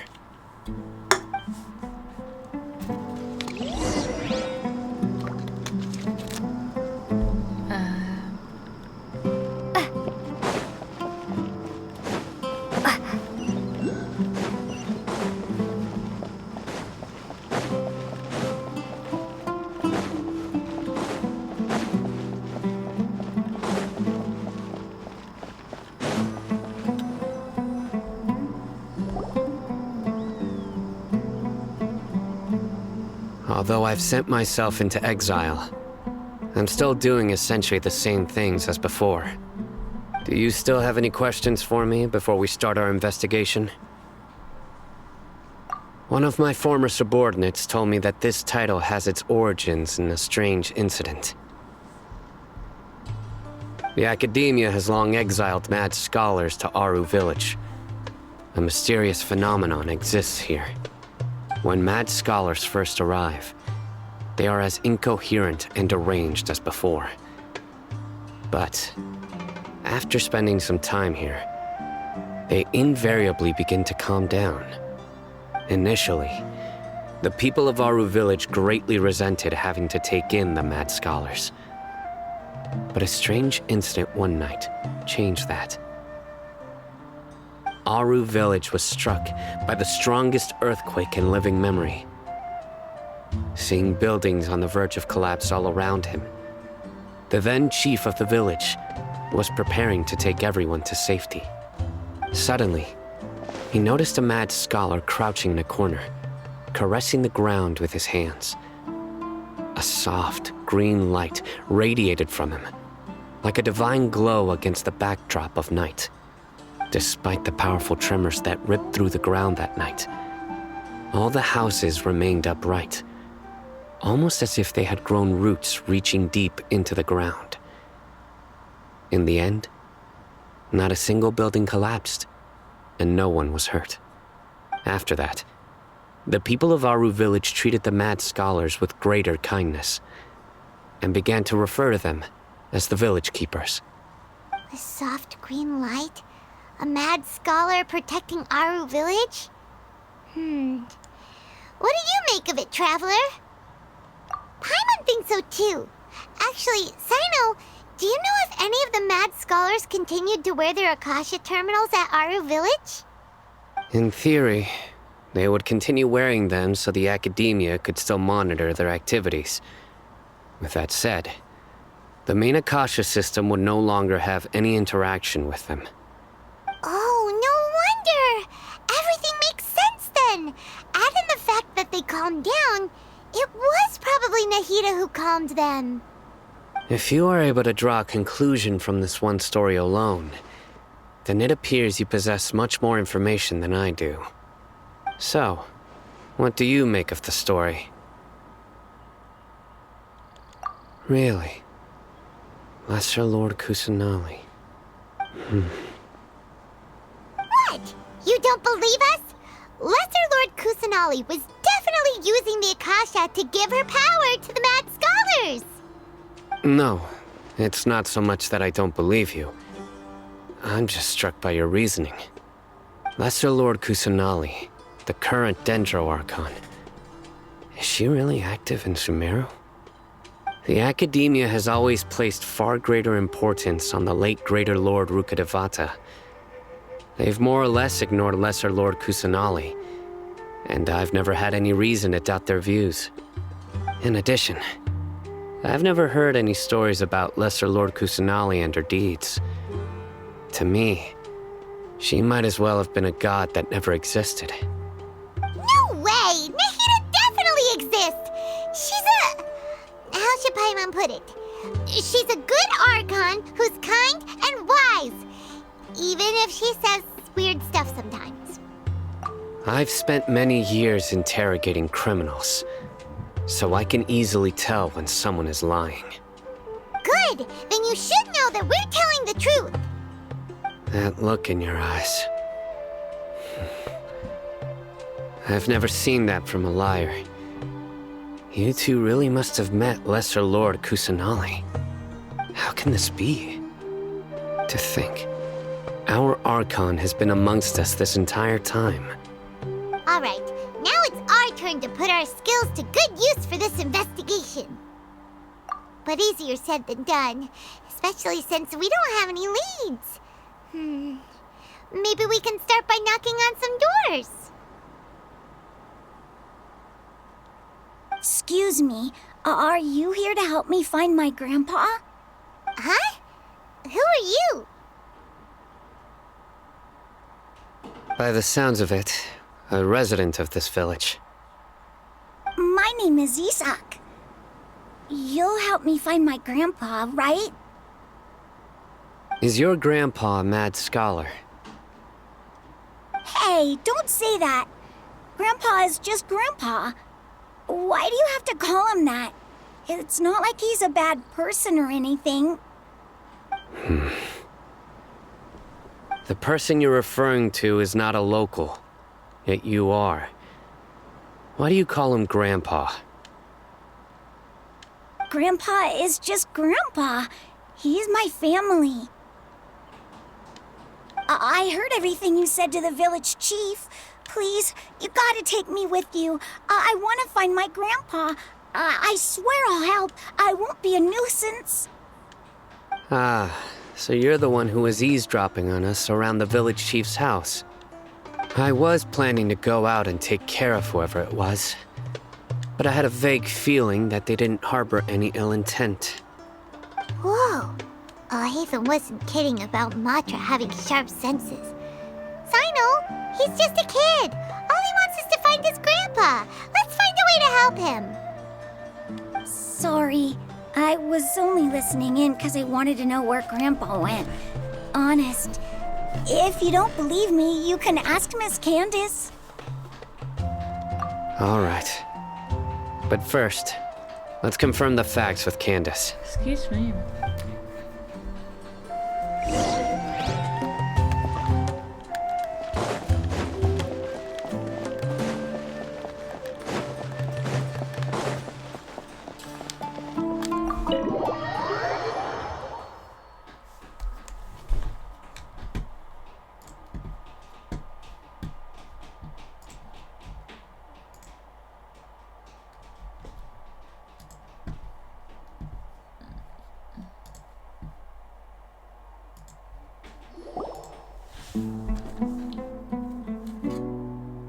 Sino is super vigilant. Is this what all the Matra are like? Ah, you're back already. We just wanted to confirm something with you. Do you know a boy by the name of Isak? I had a feeling he'd go looking for you. Huh? You knew this would happen? Yes. Although he tried his best to stay hidden, I still noticed him eavesdropping outside the window. He really wants to get his grandfather back. Isak's parents were both Aramite mercenaries who rarely returned to the village after finding employment in the city. He was raised by his grandfather. Unfortunately, it was only a few years before his grandpa passed away. Isak was still very young at the time, so various families in the village took turns caring for him so he could survive. Later, an elderly mad scholar arrived at the village. Isak thought the scholar bore a striking resemblance to his grandfather, and thus often spied on the man. However, the scholar was unkempt in appearance and incoherent in speech. Although Isak referred to the man as his grandpa, he was afraid and didn't dare to approach him. One summer night, the oft mumbling and bumbling grandpa suddenly calmed down and seemed to become more lucid. He even noticed Isak hiding in the distance. So Grandpa walked up to Isak Thanks for the follow. and patted him on the head. He even took Isak to the entrance of the village, where he patiently taught the boy the names of the stars, and accompanied Isak until he fell asleep. The next morning, Isak woke up and wanted to go find his grandpa again, only to realize his grandpa no longer recognized him. However, even so, Grandpa retained his calm expression. It's said that those who saw the scholar claimed he no longer appeared to be crazy, but appeared to be living in his own world, almost as if he were sleepwalking.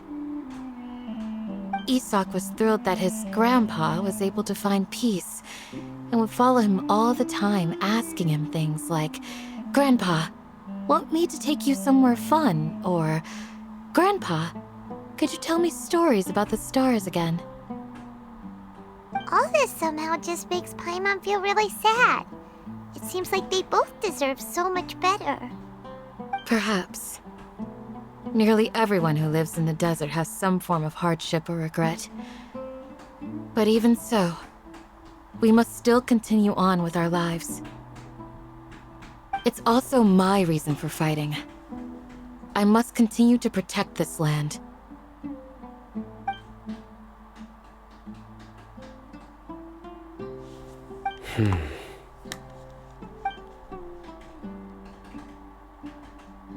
Maybe the people have always had a considerate god watching over them.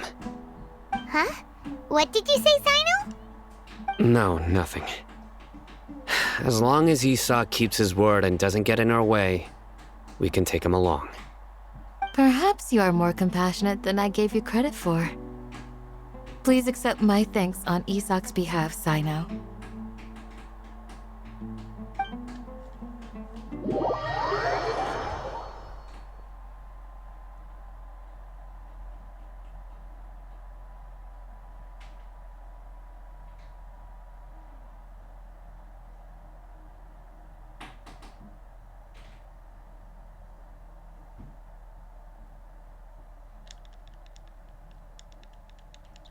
Any day now, PlayStation.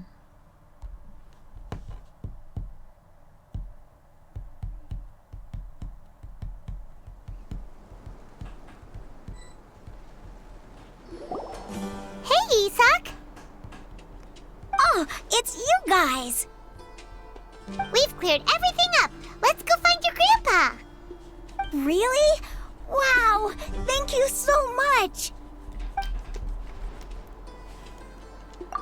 Yeah! Alright. Let's ask the local residents some questions first.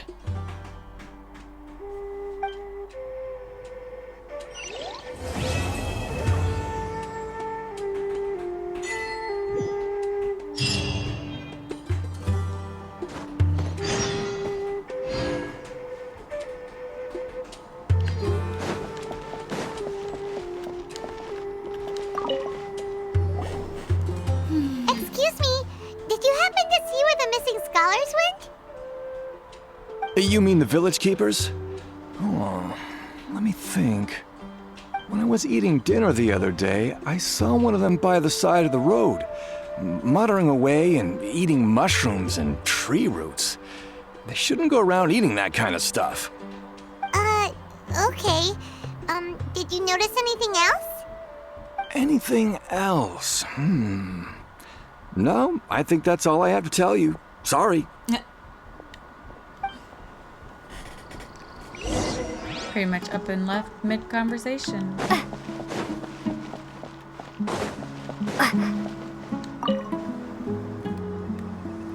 The scholars that have gone missing. Have you seen them? Those eyes. Those fierce eyes. You look like a real Calm fighter. down, lady. Don't change the subject. Right. You were asking about the mad scholars. I think it's been a few days since I last saw them. I usually go to bed pretty early, so I'm not too familiar with what goes on at night. But honestly, I feel quite sympathetic towards them.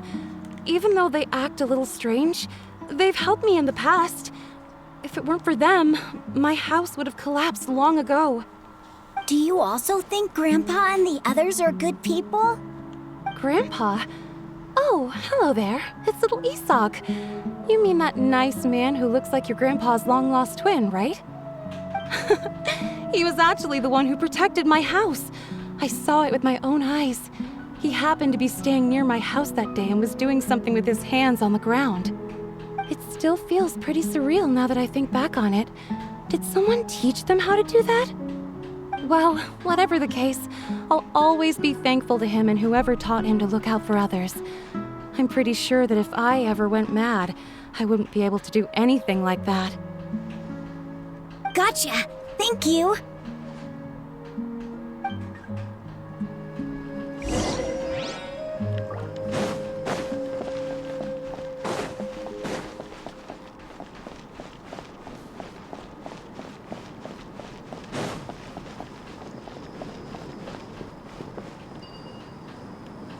I think I'm going.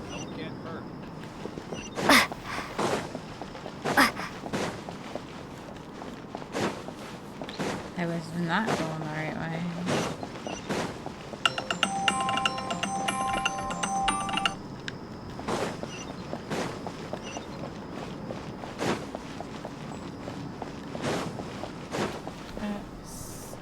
Remind me later.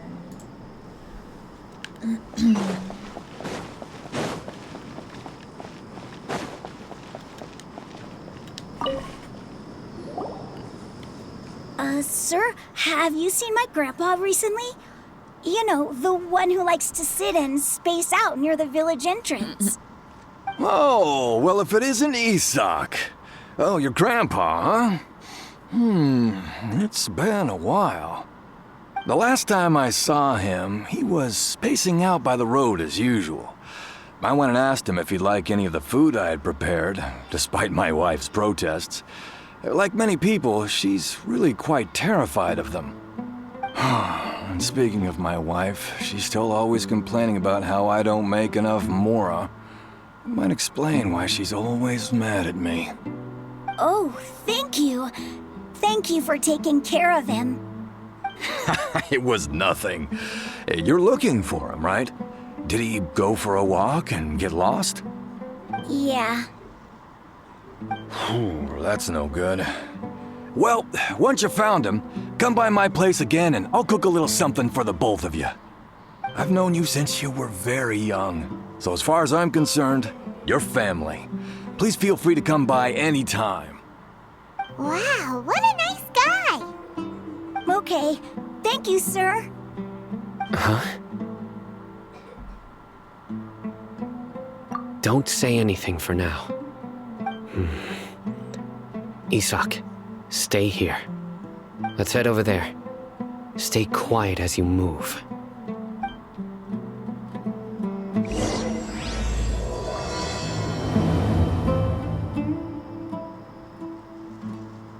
Alright, I need to go take something for this headache and then go to the restroom. I'll be right back.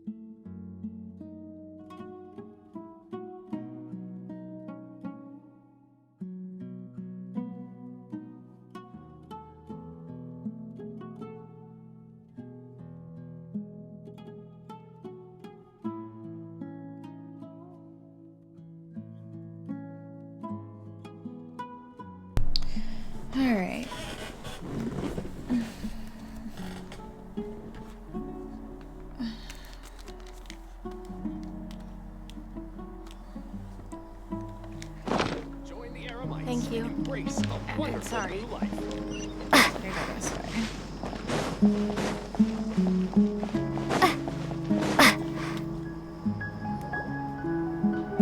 Listen, see if you can make out what they're saying. Have you heard?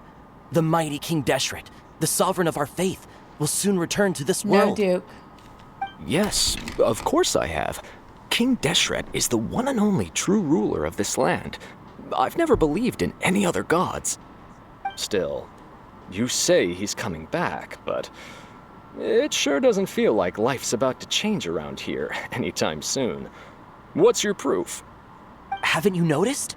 The village has been getting more deranged scholars than ever. Delavar was saying that many people also went insane just before the fall of King Deshret's civilization in ancient times. We don't quite know why, but it seems like there's some sort of connection between insanity and King Deshret. Isn't it a sign of King Deshret's power that all the mad scholars have disappeared? If you ask me, they must have been chosen as the final sacrifice for King Deshret's resurrection. Huh. Now that you say it, that does make some sense. Does this mean our lives are finally going to take a turn for the better? Exactly.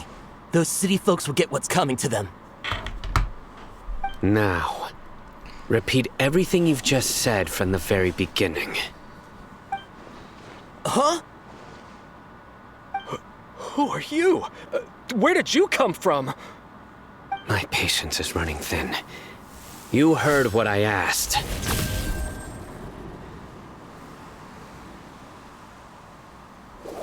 Yeah, bro, this guy's something else. Just look at his eyes. One wrong move, and he's gonna flay us alive. Let's not get on his bad side, okay? I am no match for this guy. Oh, okay, good sir. What is it you would like to know? Tell me about King Deshret's resurrection. Well, I only know a few things from hearsay. I went for a drink the other day and heard others talking about a rumor that the madmen will disappear and that King Deshret will return to this land. I'm not making this up, I swear! Hey, go on, keep talking. It's true. It's all true, sir. We desert folk have had more than enough of those people at the academia. They keep sending us all their mad scholars and won't let us have a good life. Would you want to live like this if you were in our place? The radicals were even more thrilled than me when they heard the news. We're all praying for King Deshret's speedy return. Delavar also said that once King Deshret returns to our side, it's only a matter of time before we conquer the land on the other side of the wall. They're all willing to serve under King Deshret and fight for a share of the glory. Is that so? Seems like he still wants to know more. Keep talking. Got it. At first, I told myself it was just the drink talking, but then all the mad scholars vanished without a trace, just as the rumors said. Please don't beat me up just for mentioning these rumors. If I'm guilty, then everyone else around here is also guilty. I'm just saying what the others said. The people here really like King Deshret, but dislike the Dendro Archon. Where is this radical person you talked about? I haven't run into him over the past few days, so he probably hasn't been around the village. What about you, man? Have you seen him at all? No, not at all. We wouldn't dare lie to you. He's really not here right now. Sounds like you're not too close with the radicals. No, of course not. All we know are their names. I have many ways to stop you from talking, and many others to stop you from sending warning messages. So you'd best just stay home and hope I don't hear of you trying to contact anybody. Don't do anything until I've gotten to the bottom of this. Try something foolish, and even Candace won't be able to protect you. Yes, got it. We'll do just as you say. That scared Paimon half to death. Sino is pretty terrifying. He didn't try to reassure us at all. It's like he's used to hearing that. Oh, Paimon bets lots of people have told him that before. I heard that. Sorry. It's part of being a Matra. The rumor we heard just now seems like a strong lead. But we need to check a few more places. Very well. Isak! I'm here. Where's your grandpa's house? Well, I can take you there. Just follow me.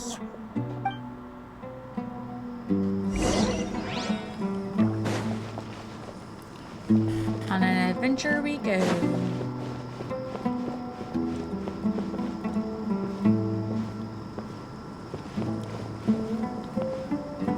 Look, you run too slow for me. Grandpa? Oh, he likes to be alone. Sometimes he stares at the sky in a daze, and other times he just pokes at the ground with his fingers. Every now and then, he yells out at the top of his lungs, so a lot of people are really scared of him. But he's a good person, really. I know he is. I swear, he's just like my real grandpa. Just keep running, dude.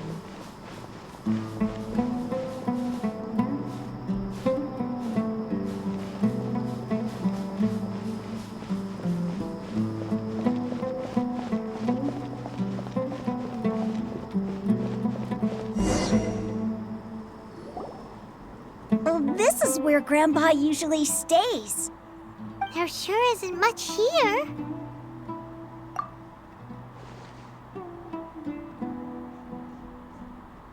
No.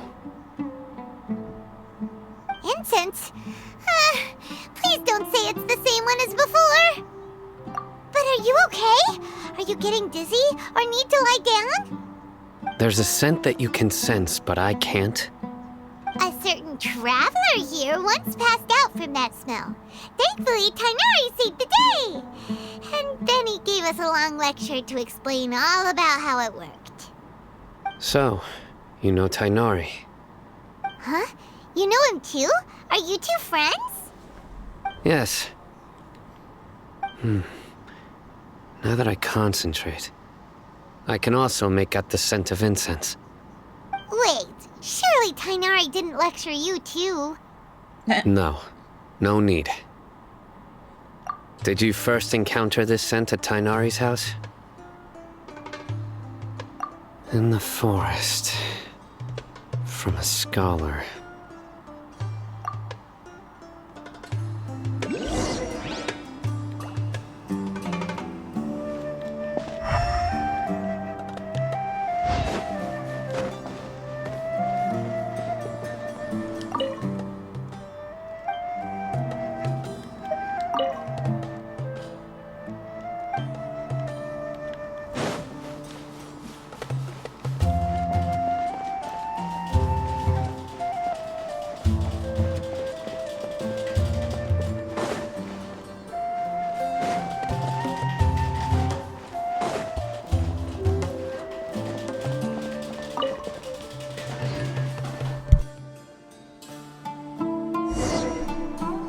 Wait, what just happened?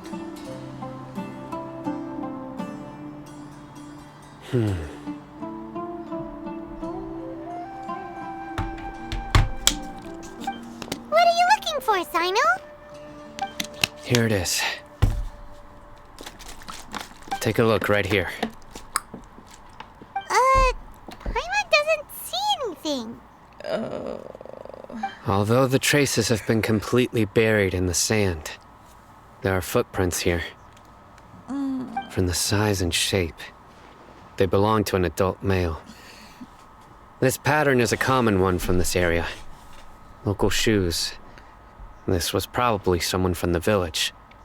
The scent is quite I faint, think I need to upgrade my chair to but something still comfier. extant. The footprints head and... But who would come looking for Grandpa? Cut him off. He doesn't have any friends. We'd have to ask whoever lured him away with the incense. Join the club. Join the club. Huh? So you can lure someone away with just a scent? There we go. Hey, what's wrong with liking good food? Everyone's got something they love in life. Exactly. Most scholars are fond of incense, since the smell supposedly helps them clear their minds and discover new knowledge. Even deep within the clutches of madness, they still yearn for their knowledge-seeking days, and will follow the scent whenever it presents itself. No, Grandpa. So, someone's taking advantage of their weakness? Huh. Still, why would anyone want to abduct all the scholars? Are the rumors really true? Could the disappearance of all the mad scholars have something to do with the radicals? It's highly likely. Please, you have to save my grandpa. Grandpa's never done anything wrong. Please help him. Sounds like we'd better help get him back. Don't you worry, Isak. We won't let whoever took him get away with it. Let's head to Aru Village and inform Candace and the others about what we learned here. After that, we'll set off to find the scholars.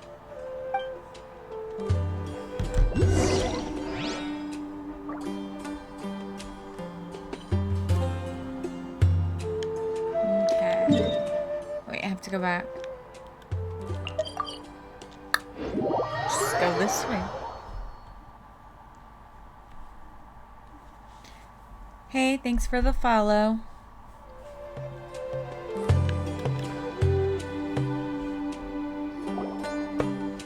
Right. The darker fabric definitely looks a lot better. That'd be my choice, too. We're back, Candace! We've got a lot to tell you. Ah, welcome back. Sounds like everyone's friends already. Oh, Dia's here too! You bet. So, everything goes smoothly? Reasonably. Alhaitham didn't go with you? We haven't seen him at all. Huh. I saw him around the village entrance earlier and figured he was investigating with you. I guess he must have gone off on his own. Did you find out anything useful?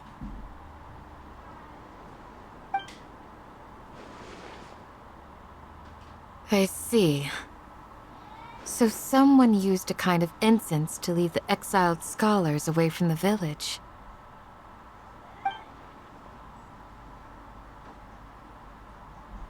The resurrection of King Deshret? First I've heard of it. Far as I know, the kind of incense you just mentioned is only popular beyond the wall. Scholars are fond of it, but as you can see, there aren't many scholars still studying around these parts. No seller would be able to make a profit here.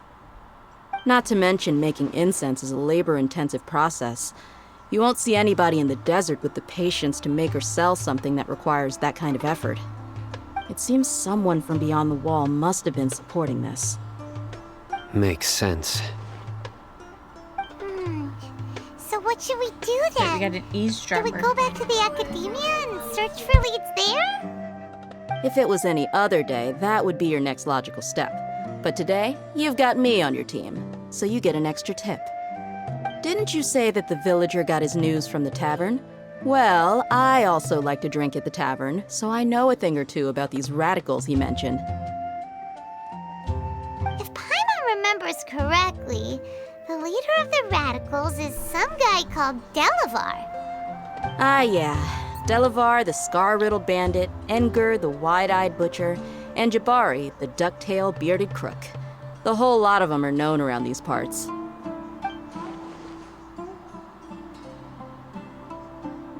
These guys have one thing in common, and that's being broke.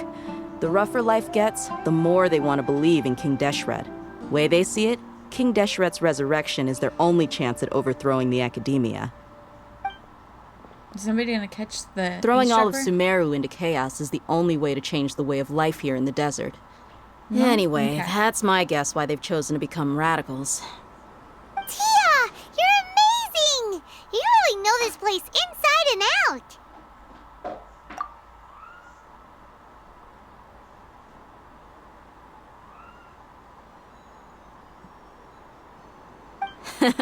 No merc can afford to slack off on gathering intelligence. Every Wait, do more they I've spent in the know? tavern has been a valuable investment. Let's head out. Now hold on, you're staying right here, Sino. Why? Aru Village is not a big place. Outsiders stand out here like a sore thumb. I'd bet word about you has already gotten out. The desert is unforgiving, so the way of life here is also a lot tougher than on the One outside day of the I wall. will have Sino You survive and on Dea. making connections out It's here. my goal. Compared to you, mercs like me are just third-rate amateurs. I've got no actual fighting skills to speak of. But that also makes it a whole lot easier for me to gain the locals' trust.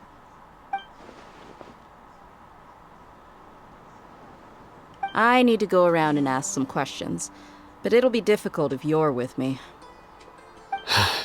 Fine. Good, then we've got a plan. The Traveler and Paimon will go to Caravan Rebat with me, and we'll try our best to figure out where the Mad Scholars have been taken. Sino, you'll have to stay in the village and continue investigating on your own. Alright, sounds like a plan. Seriously, nobody knew somebody was eavesdropping?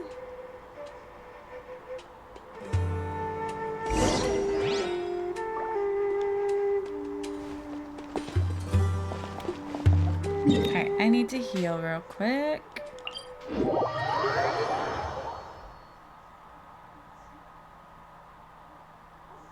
They knew the little kid was eavesdropping, but they couldn't tell the man was.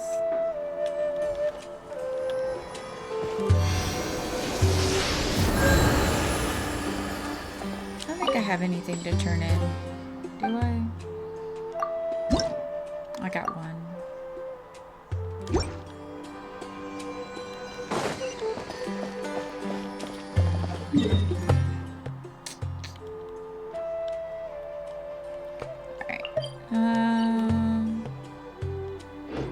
Alright, I will end it there for today. Just because we're getting ready to get lunch. And I will be back on tomorrow. Thank you to everybody who has joined today. And I will be back on tomorrow to continue.